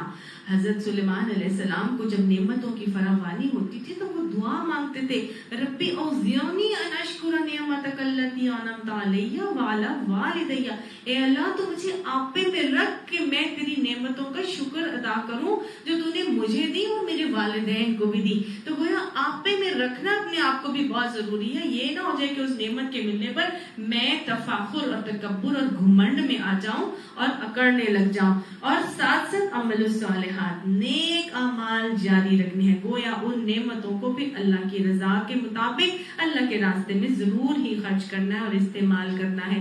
اللہ کے بندے جب ان رویوں کو کرتے ہیں تو اللہ سبحانہ تعالیٰ فرماتا ہے یہی تو وہ لوگ ہیں جن کے لیے اللہ کی طرف سے مغفرت مل جائے گی۔ اللہ ہمیں ایسے ہی رویہ اپنانے کی اور اپنی مغفرت کو حاصل کرنے کی توفیق عطا فرما دے۔ فَلَعَلَّكَ تَارِكٌ، بس شاید کہ آپ چھوڑ دیں گے، بعض ما یوحیٰ الیک، بعض ان چیزوں کو جو آپ کی طرف وحی کی گئی، وَضَائِقٌ بِهِ صَدْرُكَ، اور تنگ ہوتا ہے ساتھ اس کے سینہ آپ کا، ان یقولوا، یہ کہ وہ کہتے ہیں، لولا انزل علیہ کنز، کیوں نہیں نازل کیا گیا اس کے اوپر کوئی خزانہ، او جاء معہ ملک، یا آیا اس کے ساتھ کوئی فرشتہ، یعنی اے نبی صلی اللہ علیہ وآلہ وسلم کہیں ایسا نہ ہو جائے کہ آپ ان چیزوں میں سے کسی بھی چیز کو بیان کرنے سے چھوڑ دیں جو آپ کی طرف وحی کی جا رہی ہے، اور اس بات پر آپ کا دل تنگ ہو کہ وہ لوگ یہ کہیں گے یا وہ لوگ یہ کہتے ہیں کہ اس شخص کے اوپر کوئی خزانہ کیوں نہیں اتارا گیا، کوئی فرشتہ اس کے ساتھ کیوں نہیں آیا۔ تو اے نبی صلی اللہ علیہ وسلم اور مشرکین مکہ اس آیت کے حوالے سے آپ صلی اللہ علیہ وآلہ وسلم کے اوپر اس قسم کی باتیں کیا کرتے تھے، تضحیق کا نشانہ نبی صلی اللہ علیہ وآلہ وسلم کو بنایا کرتے تھے۔ تو کہا جا رہا ہے کہ ان کی باتوں سے پریشان ہو کر ایسا نہ ہو کہ آپ وہ جو وحی آپ کے پاس بھیجی جا رہی ہے آپ ان کو بیان کرنے سے جو ہے وہ رک جائیں یا چھوڑ دیں، اور یہ باتیں سوچ کے کہ وہ لوگ اس قسم کی باتیں کریں گے کہ اس کے اوپر کوئی خزانہ کیوں نہیں اترا یا اس کے اوپر کوئی فرشتہ اس کے ساتھ کیوں نہیں آیا، تو آپ نے اپنا کام چھوڑنا نہیں ہے، ان کی باتوں پر دل تنگ بھی نہیں کرنا۔ انما انت نذیر، بے شک آپ تو صرف برے انجام سے ان کو متنبہ کرنے کے لیے آئے ہیں۔ اللہ علی کل شیء وکیل، اور اللہ سبحانہ اوپر ہر چیز کے نگران ہے۔ تو گویا نبی اکرم صلی اللہ علیہ وآلہ وسلم کو اور ان کے حوالے سے داعی قرآن کو بھی صاف صاف لوگوں کی کرٹیسزم کے خوف سے دین کی دعوت کو چھوڑنے کا رویہ اختیار کرنے سے منع کیا جا رہا ہے۔ یہ ضرور ہے کہ کئی مرتبہ لوگوں کی باتوں کی وجہ سے آگے پیچھے کر کے بات بتائی جا سکتی ہے، لیکن چھپانا نہیں، بتانا ضرور ہے۔ اور حدیث میں بلکہ خاص طور سے وعید آتی ہے ایسے شخص کے لیے کہ جب کسی شخص کے پاس علم آ جائے اور اس سے اس علم کے بارے میں سوال کیا جائے اور وہ نہ بتائے یا اس کو چھپائے، تو قیامت کے دن ایسے شخص کے منہ میں آگ کی لگام ڈالی جائے گی۔ نبی کو بھی اختیار نہیں دیا جا رہا کہ وہ اللہ کے علم کو چھپائیں یا نہ بتائیں، تو عام بندے کو کیسے یہ چیز جو ہے وہ اختیار دیا جا سکتا ہے نا؟ دین کی ساری باتوں کو بتانا بھی ہے، پہنچانا بھی ہے، ہاں حکمت کے ذریعے سے آگے پیچھے کر کے بات کی جا سکتی ہے۔ گریجولی جیسے اللہ تعالیٰ نے ہمیں طریقہ اپنایا عقیدہ نفس کے حوالے سے بہت سے احکامات کو گریجول نازل کیا تھا، اس طرح گریجولی تو بتایا جا سکتا ہے کہ پہلے ایک حکم کو مان لے، پھر اس کے بعد آگے بڑھے، پھر اس کے بعد آگے بڑھے۔ اب جیسے کہ مثال کے طور پر ایک خاتون ہے، وہ بالکل وداؤٹ دوپٹہ رہنے والی خاتون ہے اور اس نے کبھی زندگی میں دوپٹہ نہیں اوڑھا تھا اور وہ اب دین کی طرف آ گئی ہے، تو وہ اگر اس کو ایک دم سے ہی پورا کا پورا جلباب پہنا کے اس کا چہرہ کور کروا دیا جائے تو وہ تو 2 دن میں بھاگ جائے گی، وہ تو بالکل بھی نہیں آ سکے گی۔ ہاں اگر اس کا ایمان اتنا اسٹرانگ ہوگا، اللہ سے محبت ہی بڑی ہو جائے گی، تو وہ ایک علیحدہ، اس طرح کے ایکسیپشنز یوزلی بہت کم ہوتے ہیں، لیکن دین کی طرف عمومی طور پر آنے والے لوگ گریجولی ہی آتے ہیں، آہستہ آہستہ آئے گی۔ پہلے وہ اپنے کپڑے پہلے پورے کرے گی، اگر اس نے پہلے کپڑے بھی اس کے کم ہوتے تھے تو پہلے اپنے کپڑوں کو پورا کرے گی، اس کے لیے تو وہ پورے کپڑے پہننا بڑی چیز ہے۔ پھر دوپٹہ اس کو سنبھالنا نہیں آتا تھا، وہ دوپٹہ آہستہ آہستہ جب اس کو سنبھالنا، اس کو لینا، اس کو طریقہ آئے گا تو آہستہ آہستہ پھر وہ اس کے سر پہ آئے گا، اور اگر سر پہ آئے گا اور وہ کہے کہ ٹھیک ہے میں دوپٹہ سر پہ نہیں میرے ٹھہرتا، میں اسکارف لے لیتی ہوں، پھر وہ اسکارف پہ آئے گی، پھر اسکارف کے بعد آہستہ آہستہ وہ پھر دین کی چیزوں پر آئے۔ شروع میں ہی اگر ہم اس کو روک دیں گے یا اس کو ٹوک دیں گے تو یہ تو دین سے متنفر کرنے کا معاملہ ہے، لیکن ہمارا جو فوکس ہے وہ فائنل حکم پر ہوگا۔ یہ نہیں ہے کہ ہم اس کو شروع سے ہی اتنا زیادہ متنفر کر دیں۔ آپ صلی اللہ علیہ وسلم نے فرمایا تھا نا کہ بشروا ولا تعسروا، کہ خوشخبریاں دو اور تنگیاں نہ دو، یسروا ولا تعسروا بشروا ولا تنفروا، کہ خوشخبریاں دو، دین سے متنفر نہ کرو اور دین میں آسانیاں کرو، تنگیاں نہ کرو۔ ایک مرتبہ اسی طرح سے ایک شخص تھا جو اسلام قبول کر لیا، اس نے انگریز تھا انڈیا میں، اور وہ کسی مولانا کے پاس آیا تو اس نے مولانا صاحب سے کہا کہ یار کہ بھائی رمضان المبارک آ گیا تھا، اب اس نے کہا کہ میں اتنے ٹھنڈے ملک میں رہنے والا ہوں، میں سے اتنی گرمی کے روزے نہیں رکھے جاتے، تو ایسا نہیں ہو سکتا کہ میں روزے بعد میں رکھ لوں۔ تو مولانا صاحب نے کہا کہ نہیں، اگر تم روزے نہیں رکھو گے تو تم تو دین سے نکل جاؤ گے، تمہیں تو روزے رکھنے پڑیں گے۔ تو اس شخص نے آگے سے کہا کہ اسلام دین تو بڑا اچھا ہے لیکن میرے بس کا نہیں ہے۔ تو ایسی باتیں نہیں کرنی چاہیے۔ نبی کریم صلی اللہ علیہ وسلم کی سیرت سے ہمیں یہ بات پتہ چلتی ہے۔ ایک شخص آیا، اس نے آگے کر کہا یا رسول اللہ صلی اللہ علیہ وسلم میں اسلام قبول کر رہا ہوں لیکن میں نہ روزہ رکھوں گا، نہ نماز پڑھوں گا، نہ میں زکوٰۃ دوں گا۔ آپ نے فرمایا کہ ٹھیک ہے مت کرو۔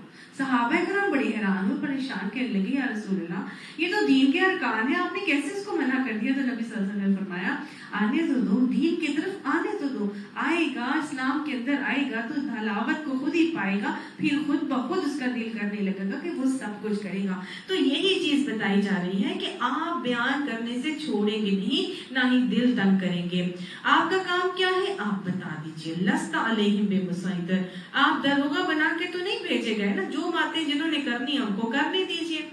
ام یقولون افتراہ، کیا وہ یہ کہتے ہیں کہ خود گھڑ لیا ہے اس کو؟ یعنی مشرکین مکہ ایک اور اعتراض لگاتے تھے اور کہتے تھے کہ نبی صلی اللہ علیہ وسلم نے اس کتاب کو خود ہی گھڑ لیا ہے، خود ہی بیان کر کے اور پیش کرتے ہیں۔ اور وہ یہی کہتے تھے نا کہ جبر اور یسار اور جو ہے غلام ہیں یہودیوں کے، جن کے پاس جا کے نبی اکرم صلی اللہ علیہ وسلم دین کی باتیں سیکھ کر آتے ہیں، وہ سکھاتے پڑھاتے ہیں، تو یہ اور پھر یہودی جو ہے گھڑ گھڑ کے باتیں بیان کرتے ہیں۔ تو اللہ تعالیٰ نے کہا قل ان سے کہہ دیجئے نبی صلی اللہ علیہ وسلم فَأْتُوا بِعَشْرٍ سُوَرٍ مِثْلِهِ، کہ لے آؤ 10 صورتیں اسی کی مانند۔ یعنی کہ اگر یہ تم سمجھتے ہو کہ یہ اللہ کا کلام نہیں ہے اور نبی نے اس کو خود گھڑ لیا ہے تو ٹھیک ہے، اس جیسی ہی 10 گھڑی ہوئی صورتیں تم بھی بنا کے لے کے آ جاؤ۔ اب یہ ابتدائی چیلنج تھا جو کہ دیا گیا تھا اللہ کی طرف سے مشرکین مکہ کو، اور اس کے بعد پھر 4 دفعہ قرآن پاک میں یہ چیلنج آتا ہے، اور ایک سورت کا چیلنج آیا، پھر ایک آیت کا بھی چیلنج آیا، لیکن 1400 سال 1450 سال سے زیادہ عرصہ گزر گیا ہے اور ابھی تک کوئی بھی اللہ کے اس چیلنج کو جو ہے وہ مکمل پورا نہیں کر سکا ہے، اور اس کے مقابلے کا کوئی کلام بنا کے نہیں لے کے آ سکا، اس لیے کہ یہ ظاہر ہے اللہ کا کلام ہے۔ تو اللہ نے کہا کہ ٹھیک ہے 10 صورتیں ایسی لے کے آ جاؤ مفتریات گھڑی ہوئی، وَدْعُوا اور پکار لو، یعنی بلا لو، مَنِ اسْتَطَعْتُم مِّن دُونِ اللَّهِ، اللہ کے علاوہ جس کی طرف تمہیں استطاعت ہے سب کو بلا لو، ان کنتم صادقین اگر تم سچے ہو۔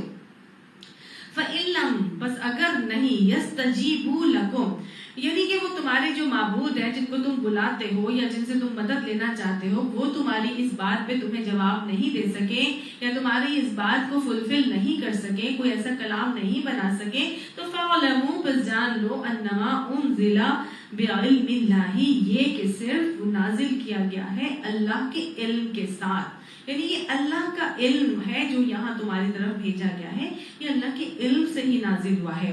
وَأَن لَا إِلَٰهَ إِلَّا هُوَ اور یہ بھی جان لو کہ اللہ کے علاوہ کوئی اور معبود نہیں ہے۔ فَهَلْ أَنْتُمْ مُسْلِمُونَ بس کیا تم مسلم ہوگے، پر کیا تم سر اطاعت خم کرو گے؟ ربنا اننا آمنا فاغفر لنا ذنوبنا وقنا عذاب النار، گویا بتا دیا گیا ہے کہ نہ وہ ایسا کام کر سکتے ہیں اور نہ ہی کر سکیں گے، تو جب وہ نہیں کر سکیں گے تو پھر مان لینا کہ یہ سب اللہ کے علم کے ذریعے سے آ رہا ہے اور اللہ کے علاوہ کوئی تمہارا معبود بھی نہیں ہو سکتا، مان لو۔ اور اب یہ سب نہیں کر سکے ابھی تک، تو کیا اب تم ایمان لاتے ہو؟ کیا اب تم اللہ کے مسلم بنتے ہو، اللہ کی اطاعت میں اپنے آپ کو سونپتے ہو؟ بڑا ہی جھنجھوڑنے والی بات ہے، جنہوں نے ماننی ہے وہ فوراً مان جائیں گے، اور یہ آیت ان کے لیے کافی ہے سمجھنے کے لیے۔ من کان یرید الحیات الدنیا، جو چاہتا ہے دنیا کی زندگی کو، وزینتہا اور اس کی زینتوں کا طالب ہوتا ہے، تو نوفی الیہم تو ہم اس کو اس کی طرف پھیر دیتے ہیں، یعنی اگر دنیا کی زندگی چاہیے، دنیا کی زینتیں چاہیے تو ہم تمہیں دنیا کی زینتیں دے دیں گے۔ نوفی الیہم اعمالہم تو فیہا تو ہم تمہارے سارے اعمال کا بدلہ تمہیں اس دنیا ہی میں لوٹا دیں گے، یعنی کہ اگر تمہیں دنیا کی زینتیں چاہیے اور تمہارے سارے عمل دنیا کی زینتوں کو اور ان کی آسائشوں کو حاصل کرنے کے لیے ہیں، تو پھر ہم تمہارے سارے اعمال کا بدلہ تمہیں ہم نوفی الیہم اعمالہم فیہا، ہم تمہارے تمام اعمال کو اسی کی دنیا کے اندر لوٹا دیں گے، وہم فیہا لا یبخسون اور آخرت میں کوئی کمی ان کے لیے نہیں کی جائے گی، یعنی کہ دنیا میں ان کے لیے کوئی کمی نہیں کی جائے گی، یعنی جتنا وہ ایفرٹ ڈالیں گے ان کو اتنا ہی بدل مل جائے گا۔ اور ہم دیکھتے ہیں ایسا ہی ہوتا ہے، دنیا میں جو جتنی ایفرٹ کرتا ہے اتنا ہی اس کو فائدہ ہو جاتا ہے۔ اگر وہ اپنی پوری ایفرٹ، پورا ٹائم اپنے بزنس کو دیتا ہے تو اس کا مال بڑھنا شروع ہوتا ہے اور وہ خوب پھلتا پھولتا ہے، وہ تو بہت زیادہ پڑھتا ہے، بہت محنت کرتا ہے، تو راتوں کو جاگتا ہے، تو اللہ تعالیٰ اس کو کامیابیوں سے دوچار کرتے ہیں، بڑی اچھی جاب مل جاتی ہے۔ ہوتا ہے کہ نہیں، دنیا میں اللہ سبحانہ تعالیٰ آپ کو یوزلی آپ کی ایفرٹس کا بدلہ دنیا میں دے دیتا ہے۔ جو جتنی ایفرٹ کرتے ہیں اگر دنیا کو بنانے کے لیے کریں گے تو دنیا تو مل جائے گی، لیکن اگر ہماری آخرت کو بنانے کے لیے کام ہوں گے تو اللہ سبحانہ تعالیٰ دنیا تو دے گا ہی دے گا، آخرت بھی عطا فرمائے گا۔ پیچھے ہم سورہ بقرہ میں پڑھ کر آئے تھے نا کہ وَمِنَ النَّاسِ مَن يَقُولُ، لوگوں میں سے کوئی ایسا ہوتا ہے جو کہتا ہے ربنا آتنا فی الدنیا حسنہ، کہ اللہ مجھے دنیا ہی کی بس بھلائیاں دے دے، تو اللہ نے ایسے شخص کے لیے کہا تھا وَمَا لَهُمْ فِي الْآخِرَةِ مِنْ خَلَاقٍ، آخرت میں پھر ایسے شخص کے لیے کچھ بھی نہیں ہے۔ تو دنیا بھی مانگنی ہے اور آخرت بھی مانگنی ہے، اور اللہ سبحانہ تعالیٰ سے اگر آخرت کی نیت سے ہم اعمال کریں گے تو اللہ سبحانہ تعالیٰ ہمیں دنیا بھی عطا فرما دیں گے۔ لیکن یہ بھی یاد رکھنے کی چیز ہے، یہ بھی یاد رکھنا ہے کہ اگر دنیا کے اعمال جتنے مرضی ہوں، اگر ہم ان نیک اعمال ہوں، بہت بڑے بڑے اعمال ہوں، لیکن اگر ان اعمال کے اندر نیت نہیں ہوگی، ایمان نہیں ہوگا، تو جتنی بھی بڑی نیکی کیوں نہ ہو اس کو آخرت میں ریوارڈ نہیں کیا جائے گا۔ اگر دنیا کی نیت سے کیا تھا تو وہ یاد رکھیے گا وہ واقعہ جو حدیث میں آتا ہے، 3 لوگوں کا واقعہ، 3 لوگوں کا مقدمہ اللہ سبحانہ اللہ تعالیٰ کے حضور قیامت کے دن پیش کیا جائے گا، جن میں سے ایک جو ہے وہ بہت بڑا عالم ہوگا اور اس کو بہت زیادہ علم اس کے پاس ہوگا.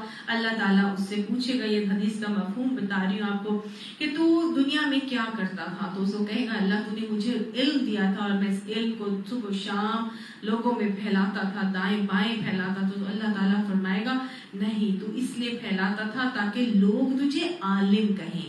اور پھر کہا جائے گا کہ لے جاؤ، اور تجھے دنیا میں عالم کہہ دیا گیا، لے جاؤ اور لے جا کے اس کو گھسیٹتے ہوئے جہنم رسید کر دو. دوسرا شخص آئے گا بہت سخی، بہت مال دولت تھی اور وہ بہت زیادہ پیسہ خرچ کیا کرتا تھا.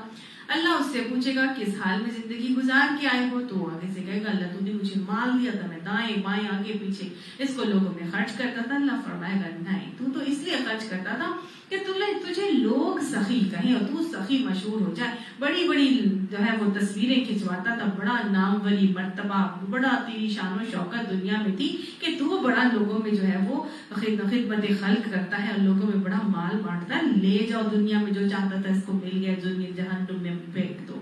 پھر شہید آئے گا، وہ بھی ایسے اللہ کو کہے گا کہ اللہ تیری راہ میں لڑا اور میں شہید ہو گیا. تو اللہ کہے گا نہیں، تو اس لیے شہید ہوا مرا تھا کہ لوگ تجھے کہیں کہ بڑا بہادر ہے، بڑا نڈر ہے، لے جاؤ اس کو بھی جا کے جہنم رسید کر دو. تو گویا جتنے بڑے سے بڑے عمل اگر کر لیے جائیں لیکن اس میں نیت ہماری دنیا حاصل کرنا ہوگی تو وہ ہمیں فلا نقیم لہم یوم القیامت وزنا، قیامت کے دن اس کو کوئی وزن نہیں دیا جائے گا.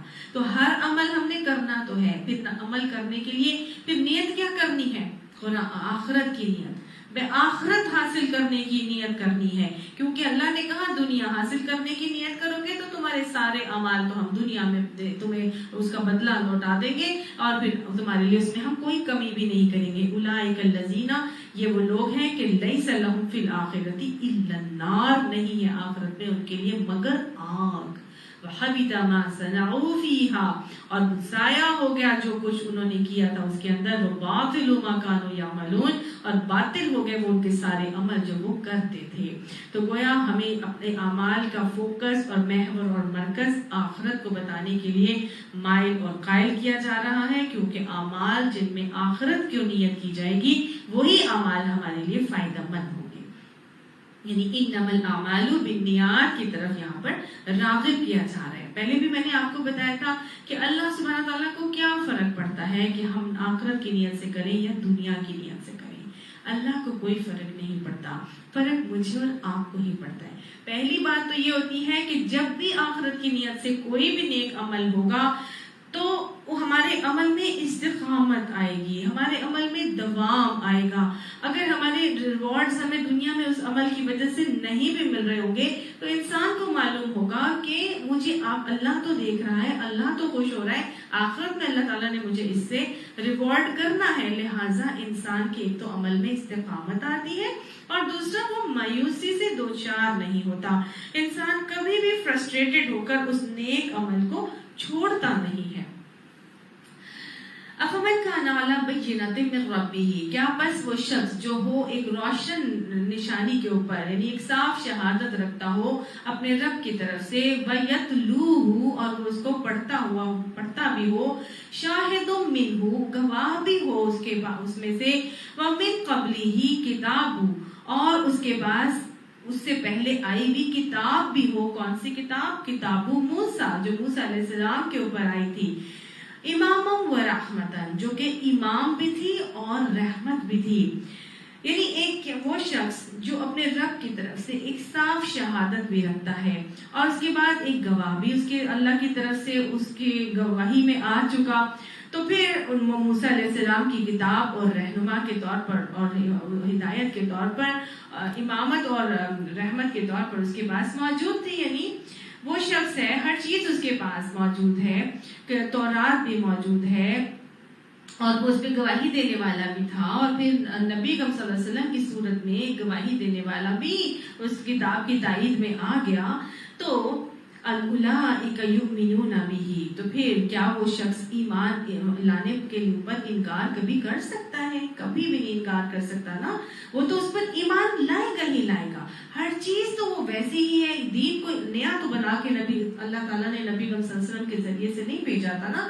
شریعت تو وہی ہے جو شریعت موسیٰ تھی، صرف اور صرف اس میں جو بگاڑ، جو چینجز، جو تجدید کی وجہ سے آ چکی تھی، وہ اس کو صحیح کرنے کے لیے، اس کی تجدید کے لیے اللہ تعالیٰ نے انبیاء کو بھیجا تھا، اور نبی صلی اللہ علیہ وسلم بھی اسی دین، ان الدین عند اللہ الاسلام، یاد رکھیے گا، دین اللہ کی نظر میں صرف اور صرف اسلام ہے، شروع سے آخر تک وہی دین تھا، اس میں کوئی جو چینجز آئی تھی ان کو چینجز کو ٹھیک کرنے کے لیے اللہ تعالیٰ وہ انبیاء کو بھیجا کرتے تھے. اور یہ بات ہم نے پیچھے بھی پڑھی ہے کہ یہ کتاب الفرقان یہ انہی پچھلی کتابوں کی تصدیق کرنے والا کلام بنا کر بھیجا گیا تھا.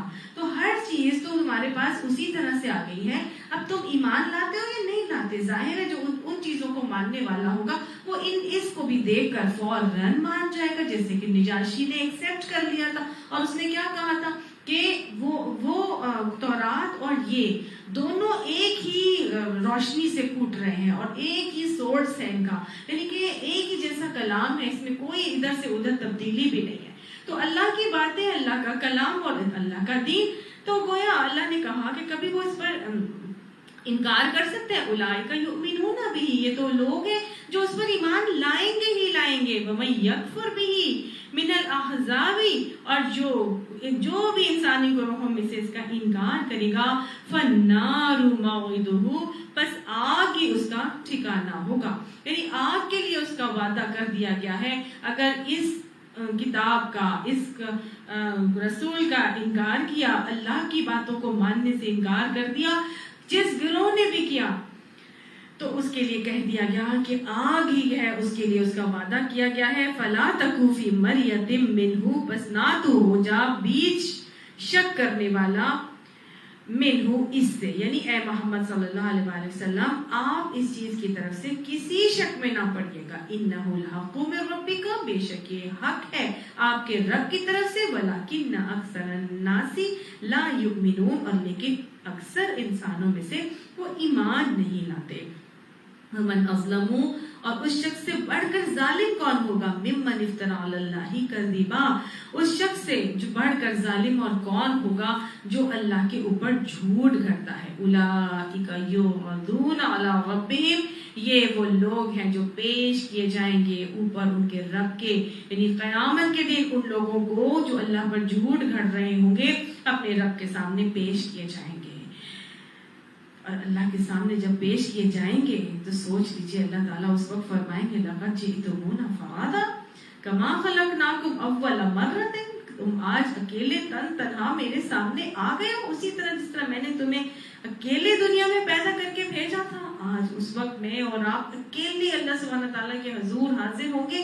وہ لوگ جو اللہ پر جھوٹ گھڑ گھڑ کے اللہ کی آیات کو اپنے زبانوں سے یا اپنے عمل سے جھٹلا رہے ہیں یا جھوٹ گھڑ گھڑ کے لا رہے ہیں، اللہ تعالیٰ فرماتے ہیں وہ جو میرے سامنے پیش کیے جائیں گے ان کے رب کے پاس. وَيَقُولُ الْأَشْهَادُ، اور وہ گواہ جو ہیں وہ کہیں گے هَؤُلَاءِ الَّذِينَ كَذَّبُوا عَلَىٰ رَبِّهِمْ، یہ وہ لوگ ہیں جنہوں نے اپنے رب پر جھوٹ گھڑا تھا، یعنی بدعتیں کی تھی. ان کو اللہ تعالیٰ نے تو نہیں کہا تھا یہ فلاں فلاں نیکی بنا لینا اور فلاں عمل کو گناہ بنا لینا. یاد کر لیجئے اللہ پہ جھوٹ گھڑنا میں نے آپ کو بتایا تھا کیسے کیسے اللہ پر جھوٹ گھڑا جاتا ہے. اللہ پر جھوٹ گھڑا جاتا ہے جب اللہ سبحانہ تعالیٰ 4 طریقوں سے گھڑا جاتا ہے. ایک تو یہ ہے کہ خود سے خود اللہ کی احکامات کے اندر حلال کو حرام کر دینا، یہ بھی خود سے خود. اللہ نے ایک چیز حلال نہیں کہی اور آپ حلال کو حرام بنا دیں، یعنی اللہ نے حلال کہی ہے کہ ہم یہ سب چیزیں کھا سکتے ہیں، ہم مویشی بھی کھا سکتے ہیں اور ان کے اندر ہونے والے بچے ان کو بھی کھا سکتے ہیں، اور خود سے خود جو ہے وہ ہم کہہ دیں نہیں یہ فلاں چیز تو حرام ہے، ہمارے مرد کھا سکتے ہیں ہماری عورتیں نہیں کھا سکتی. خود سے خود حلال اور حرام بنا دیا جائے. اللہ نے جن چیزوں کو حرام کہا ہو ان کو خود سے خود حلال کر دیا جائے. اللہ نے تو ہمارے لیے بہت ساری چیزیں حرام کر دی، لہو الحدیث، شراب، سود اور بے پردگی، فحاشی، کتنی ساری چیزیں اللہ کی طرف سے حرام کر دی گئی. ہم انہیں خود سے خود جائز کر دیں اور مختلف نام رکھ کے ان کو اپنے لیے حلال کر لیں. یہ سب کیا ہے؟ یہ بھی اللہ پر جھوٹ گھڑنا. پھر تیسرا طریقہ یہ ہوتا ہے کہ خود سے خود کسی چیز کو گناہ بنا دینا. اللہ نے اس کو گناہ نہیں بنایا لیکن ہم خود سے خود اس کو گناہ بنا دیں. مثال کے طور پر عورتوں کی تعلیم کو گناہ بنا دیا جائے, یہ بھی اللہ پر جھوٹ گھڑنا ہے. اللہ نے ایسا کوئی حکم نہیں دیا. اللہ نے تو حق نبی نے تو فرمایا کہ طلب العلم علی کل فریضۃ علی کل مسلم, یعنی ہر مسلمان کے اوپر علم حاصل کرنا فرض ہے. وہاں کوئی جینڈر ڈسکریمنیشن نہیں ہے کہ عورتیں نہیں کریں گی یا مرد نہیں, یا صرف مرد ہی کریں گے. ایسی کوئی خود سے خود ہی بنا دیا جائے تو یہ کیا ہے؟ یہ بھی اللہ پر جھوٹ گھڑنا.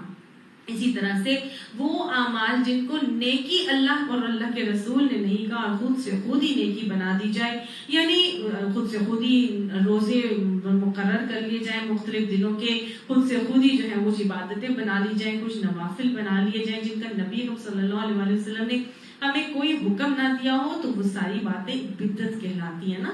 تو یہ ساری بدعت کے معاملات بھی کیا ہیں؟ یہ بھی اللہ پر جھوٹ گھڑنے کا ہی رویہ ہے. تو بیسیکلی جھوٹ گھڑنا میں کیا ہوا کہ ہر وہ چیز جو اللہ نے نہیں کہی اور ہم اللہ کے ساتھ منسوب کر کے کہیں کہ یہ تو اللہ نے کہی ہے, اللہ کی طرف اس کو منسوب کر دیں اور ہم کہیں یہ تو اللہ ہی نے ہمیں ایسا حکم دیا. یہ اللہ پر جھوٹ گھڑنے کا رویہ ہے جو بتایا جا رہا ہے کہ وہ لوگ جو اللہ پر جھوٹ گھڑتے تھے, یہ جب اللہ کے حضور پیش کیے جائیں گے اور وہ جو گواہی دینے والے تھے وہ پیش کیے جائیں گے, تو وہ کہیں گے کہ یہ وہ لوگ ہیں جنہوں نے اپنے رب کو پر جھوٹ گھڑا تھا. الا لعنت اللہ علی الظالمین, خبردار ہو جاؤ اللہ کی لعنت ہے ایسے ظالموں کے اوپر.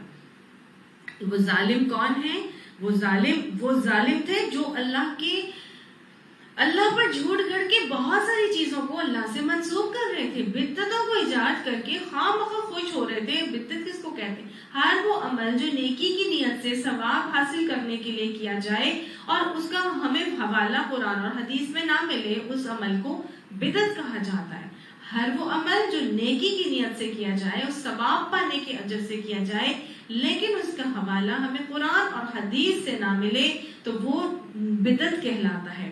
اور یہ وہ بدعتی ہیں جو اپنی جانوں پر ظلم کر رہے ہیں, کیونکہ وہ اللہ پر جھوٹ کر رہے ہیں, خود سے خود نیکیاں بنا رہے ہیں, خود سے خود گناہ تصنیف کر رہے ہیں. اللہ نے ایسا کوئی حکم نہیں دیا تھا.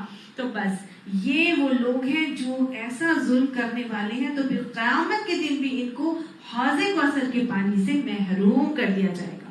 حدیث میں آتا ہے کہ آپ صلی اللہ علیہ وسلم نے فرمایا, میں سب سے پہلے حوض کوثر پر پہنچوں گا اور میں اپنی امت کو اس سے پانی پلاؤں گا. ان کے وضو کے اعضاء کے چمکنے کی وجہ سے آپ صلی اللہ علیہ وسلم اپنی امتیوں کو پہچانیں گے. یعنی امتی وہ ہوں گے جو نمازیں پڑھنے والے ہوں گے, باوضو رہنے والے ہوں گے, کثرت سے وضو کرتے ہوں گے. تو آپ صلی اللہ علیہ وسلم نے فرمایا کہ اپنی امت کے لوگوں کو پہچان کر اپنی حوض کوثر پر اپنی امت کے لوگوں کو پانی پلاؤں گا, اور میری امت میں سے کچھ لوگ ہوں گے جن کو میں پہچانوں گا کہ یہ میرے امتی ہیں, لیکن وہ میرے پاس آنے سے روک دیے جائیں گے. استغفر اللہ, اللہم لا تجعلنا منہم. ان کی بابت جب وہ روکے جائیں گے نا, تو آپ صلی اللہ علیہ وسلم نے فرمایا ان کی بابت میں فرشتوں سے پوچھوں گا کہ یہ میرے تو اصحاب ہیں, کہ یہ تو میرے اصحاب ہیں بھائی, ان کو کیوں میرے پاس آنے سے روک رہے ہو؟ تو فرشتے بتائیں گے کہ آپ نہیں جانتے کہ انہوں نے آپ کے پیچھے دین میں کیا کیا نئی ایجادات کی تھی, لہذا بدعتی حوض کوثر کے پانی سے محروم کر دیے جائیں گے. یہ ہوگا ان کا قیامت میں انجام. یہ وہ لوگ تھے جو نمازیں پڑھتے تھے لیکن کیا کر رہے ہیں؟ بدعتوں میں مگن ہیں, بدعتیں ایجاد کر لی ہیں, خود سے خود دین کے مختلف معاملات کو نکال کر اور اس کو پھیلا رہے ہیں, اس کو دین کا حصہ بنایا جا رہا ہے. تو وہ سب بدعتی, ان کو روک دیا جائے گا. اللہم لا تجعلنا منہم. اللہ ہمیں بدعتوں کی پہچان بھی عطا فرما اور بدعتوں سے بچنے کی توفیق عطا فرما, اور اس معاشرے سے بدعتوں کو ختم کر کے سنتوں کو رائج کرنے کی توفیق نصیب فرما. اچھا, اللہ نے آگے سے کیا کہا؟ الذین یصدون عن سبیل اللہ, یہ وہ لوگ تھے بدعتی, یہ لوگوں کو اللہ کی راہ سے روک رہے تھے. اصل راستہ جو نبی نے بتا دیا تھا, اصل طریقہ جو نبی نے بتا دیا تھا, اس سے لوگوں کو روز روک رہے تھے. وَيَبْغُونَهَا عِوَجًا, اور وہ تلاش کر رہے تھے اس کے اندر ٹیڑھ. یعنی بدعتی کیا کرتے ہیں؟ اللہ کی راہ سے لوگوں کو روکتے ہیں, جو اصل طریقہ شیطان کا ایک فتنہ ہے، وہ ہمیں اصل طریقے سے ہٹا دیتا ہے، جو طریقہ ہمیں اللہ کے نبی نے بتایا اس سے ہٹا کے ہمیں دوسرے طریقوں پر لے کر آ جاتا ہے اور ہمیں اس سے مطمئن کر دیتا ہے۔ تو اصل فالو کیا کرنا تھا ہمیں؟ تو لیبلوکم ایکم احسن عملا کی وجہ سے میں نے آپ کو بتایا تھا حسین اعمال وہ ہیں جو مسنون اعمال ہیں، جو نبی اکرم صلی اللہ علیہ وآلہ وسلم نے کیے، تو وہ ہمیں ان اعمال سے ہٹا کر کہاں لے جاتا ہے؟ ان غیر مسنون اعمال کی طرف، جس کا ہمیں کوئی فائدہ نہیں ہونا، جس کا ہمیں کوئی وزن نہیں دینا، جو قیامت کے دن ختم ہو جائیں گے، جو بالکل ہی اڑا دیے جائیں گے راکھ بنا کر، ان کا کوئی وزن نہیں ہوگا۔ تو ایسے کام کر کے وہ اصل راستے سے لوگوں کو خود بھی روک رہے ہوتے ہیں۔ بدعتی جب ان اعمال میں مبتلا ہو جاتے ہیں اور نہ صرف دوسروں کو روکتے ہیں بلکہ اس میں ٹیڑھ بھی نکالتے ہیں۔ ظاہر ہے جب اصل راستے سے صراط مستقیم سے ہٹیں گے تو راستے میں ٹیڑھ تو خود بخود ہی آ جائے گا، اور یہ صراط مستقیم تو وہ راستہ ہے جو سیدھا اے سے لے کے بی تک اگر ایک لائن کھینچی جائے تو اسٹریٹ لائن ہوگی۔ اگر اس میں ایک اینگل کا بھی ہم فرق لے آئیں گے تو ادھر تو ہم نے ایک اینگل چینج کیا، ایک ڈگری چینج کیا، لیکن دور جاتے جاتے جاتے منزل تک پہنچتے پہنچتے ہم اس اصل پوائنٹ آف جو بی ہے جہاں ہمیں پہنچنا تھا ہم اس سے ہٹ کے بہت دور پہنچ جائیں گے۔ ایسے ہی ہوگا نا، اگر اپنا اینگل ہم ابھی تھوڑا سا ٹیڑھا کریں گے تو اصل مقصود تک تو ہم پہنچ ہی نہیں سکیں گے۔ جتنا دور پہنچتے جائیں گے، جتنی دیر ہوتی چلی جائے گی، اپنی منزل سے ہم اتنی ہی دور ہوتے چلے جائیں گے۔ اللہ ہمیں معاف فرمائے، ہمارے طریقوں کو درست فرمائے۔ اور وہ کیا کرتے تھے؟ اس میں ٹیڑھ بھی تلاش کرتے تھے۔ وَهُمْ بِالْآخِرَةِ هُمْ كَافِرُونَ۔ اصل وجہ یہ تھی کہ وہ تو عقیدہ آخرت سے انکاری تھے، ان کو تو بس دنیا بنانے کی فکر تھی، وہ تو دنیا حاصل کرنا چاہتے تھے، دنیا میں ان کا نام ہو جائے، مرتبہ ہو جائے، ان کی گدی چمک جائے، ان کی کلاسز اچھی ہو جائے، ان کی محفلیں بہترین ہو جائیں، اور دنیا میں خوب مال و متاع وہ سمیٹتے جائیں۔ آخرت کس نے دیکھی ہے؟ آتی ہے نہیں آتی، کیا ہوگا جو ہوگا سب کے ساتھ وہ دیکھ لیا جائے گا۔ اصل میں ان کا عقیدہ آخرت جو ہے وہ اسٹرانگ نہیں تھا، کمزور تھا۔ بدعتیوں کا ہمیشہ ایسا ہی ہے، ان کا عقیدہ آخرت اسٹرانگ نہیں ہوتا، وہ عقیدہ آخرت ان کا کمزور ہی ہوتا ہے، اور وہ اللہ کو ویسے نہیں پہچانتے، اللہ پہ ویسا توکل نہیں ہے۔ وہ سفارشی ڈھونڈیں گے کہ اللہ تک پہنچا دیں، ہماری صرف ہم کہاں سے، ہماری یہ کیسے ہو سکے گا، ہم تو نہیں کر سکیں گے، پتہ نہیں ہم بھی امتی امتی کہتے نبی کے پیچھے جو ہے وہ جنت میں چلے جائیں گے اگر ہم ان کا ہاتھ پکڑ لیں گے۔ ایسا نہیں ہوگا، عمل کے اوپر ہی ہمارے فلاح کا دار و مدار ہوگا۔ نبی صلی اللہ علیہ وسلم نے تو اپنی بیٹی کو بھی فرما دیا تھا، اپنی پھپھو کو بھی فرما دیا تھا کہ اے صفیہ اپنے آپ کو جہنم کی آگ سے بچاؤ، قیامت کے دن میں بھی تمہارے لیے کچھ نہیں کر سکوں گا۔ اے فاطمہ اپنے آپ کو جہنم کی آگ سے بچاؤ، قیامت کے دن میں بھی تمہارے لیے کچھ نہیں کر سکوں گا۔ تو جب نبی کچھ نہیں کر سکیں گے تو میں اور آپ کیسے کچھ کر سکیں گے نا؟ تو جب مطلب ہمارے جو پیر، ہمارے جو بزرگ، ہم جس کسی کو پکڑ لیں گے، ہم کہیں جی ہم اس کے پیچھے پیچھے جنت میں چلے جائیں گے، ایسا نہیں ہے۔ یہ عقیدوں کی خرابی اور بگاڑ ہے جس کی وجہ سے یہ معاملات انسان کر رہا ہوتا ہے۔ اللہ ہمیں عقیدوں کی درستگی عطا فرمائے۔ اولئک لم یکونوا معجزین فی الارض، یہی وہ لوگ ہیں کہ نہیں وہ ہوں گے، نہیں وہ ہیں معجزین فی الارض، اللہ کو زمین میں عاجز کرنے والے، یعنی کہ یہ وہ زمین میں اللہ کو عاجز کرنے والے، بے بس کرنے والے نہیں ہوں گے ہیں۔ وما کان لهم من دون اللہ من اولیاء، اور نہیں ہے واسطے ان کے اللہ کے سوا کوئی ولی، یعنی اللہ کے مقابلے میں ان کا کوئی حامی ولی مددگار بھی نہیں ہے۔ یضاعف لهم العذاب، اللہ ان کو عذاب دگنا کرتا جائے گا، اللہ ان کا دوہرا عذاب دے گا۔ کیوں دوہرا عذاب ملے گا ان بدعتیوں کو؟ ایک تو خود جھوٹ گھڑا تھا اور دوسروں کو بھی اس جھوٹ پر لگا دیا تھا، خود بھی رکے تھے، خود انہوں نے ٹیڑھ نکالی تھی، اور اس ٹیڑھ پر لوگ بھی جب چلے تھے تو اس لیے ان کو یضاعف لهم العذاب، ان کو دوہرا عذاب دیا جائے گا۔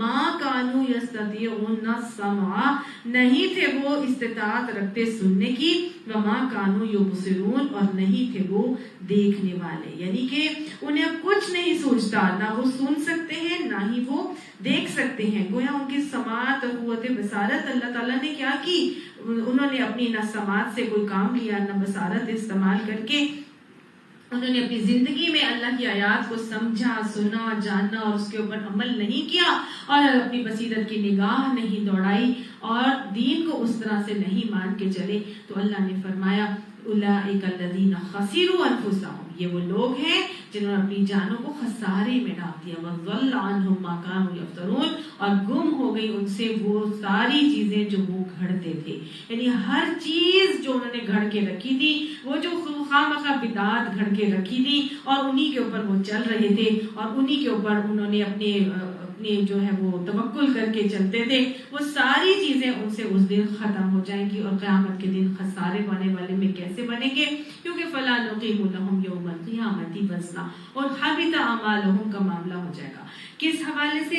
قرآن میں آپ صلی اللہ تعالیٰ فرماتا ہے یا ایھا الذین آمنوا اطیعوا اللہ واطیعوا الرسول ولا تبطلوا اعمالکم، اللہ اور اس کے رسول کی اطاعت کرو اور اپنے اعمال کو باطل مت کرو، ضائع مت کرو اپنے اعمال کو۔ گویا نبی کے اطاعت کے بغیر کوئی اعمال ہوں گے تو وہ کیا ہو جائیں گے؟ ضائع ہو جائیں گے۔ حدیث میں بھی آتا ہے نا، من عمل عملا لیس علیہ امرنا فہو رد، جو کوئی عمل ایسے عمل کر کے آئے گا جس کا ہم نے حکم نہیں دیا، نبی نے حکم نہیں دیا، فہو رد، وہ رد کر دیے جائیں گے، وہ بالکل ان کو کوئی وزن نہیں دیا جائے گا، ریجیکٹ کر دیے جائیں گے۔ تو یہی بتایا جا رہا ہے کہ یہی تو لوگ ہیں کہ جو قیامت کے دن لا جرم انہم فی الآخرۃ، نہیں ہوگا ان کے لیے آخرت میں کوئی بھی جو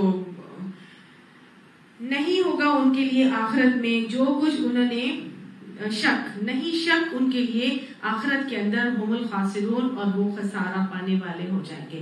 یعنی اس بات میں کوئی شک نہیں ہے کہ آخرت میں یہ سارے بدعتی خسارہ پانے والے ہوں گے۔ ان الذین آمنوا وعملوا الصالحات، اور وہ لوگ جو ایمان لائے اور انہوں نے نیک عمل کیے، واخبتوا الی ربہم، اور انہوں نے اپنے رب کی طرف عاجزی اختیار کی، جھک گئے اللہ کے آگے، بڑائی اور تکبر اور گھمنڈ نہیں کیا بلکہ جھک گئے اللہ کے آگے، سر تسلیم خم کر دیا، ہر حکم پر راضی برضا رویہ اختیار کیا، تو اولئک اصحاب الجنۃ هم فیہا خالدون، یہی تو ہیں جو جنتی ہیں اور وہی اس میں ہمیشہ رہیں گے۔ ربنا وقنا عذاب النار، اللہم انا نسألک الجنہ۔ مثل الفریقین کالاعمی والاصم، مثال ان دونوں گروہوں کی اس طرح ہے کہ جیسے کوئی آدمی ہے وہ ہو اندھا والاصمی، اور بہرا، یعنی ایک دونوں فریقوں کی مثال کیسی ہے کہ ایک آدمی جنتی اور جو عمل صالحات کر کے اور عاجزی اختیار کر کے چل رہے ہیں اور جنتی بن رہے ہیں، تو وہ ایک طرف وہ ہیں اور دوسری طرف کون ہے؟ بدعتی ہیں۔ تو ان کے دونوں کی فریقوں کی مثال اللہ تعالیٰ دے رہے ہیں، اس طرح کی ہے کہ جیسے ایک اعمیٰ ہو، اندھا ہو، اور والاصمی، اور بہرا ہو، اور والبصیری والسمیع، اور دوسرا کون ہے؟ جو دیکھ بھی سکتا ہے اور سن بھی سکتا ہے۔ هل یستویان مثلا، کیا یہ دونوں مثال میں برابر ہو سکتے ہیں؟ افلا تذکرون، کیا تمہیں عقل نہیں آتی؟ اس مثال سے کوئی نصیحت حاصل نہیں کرتے؟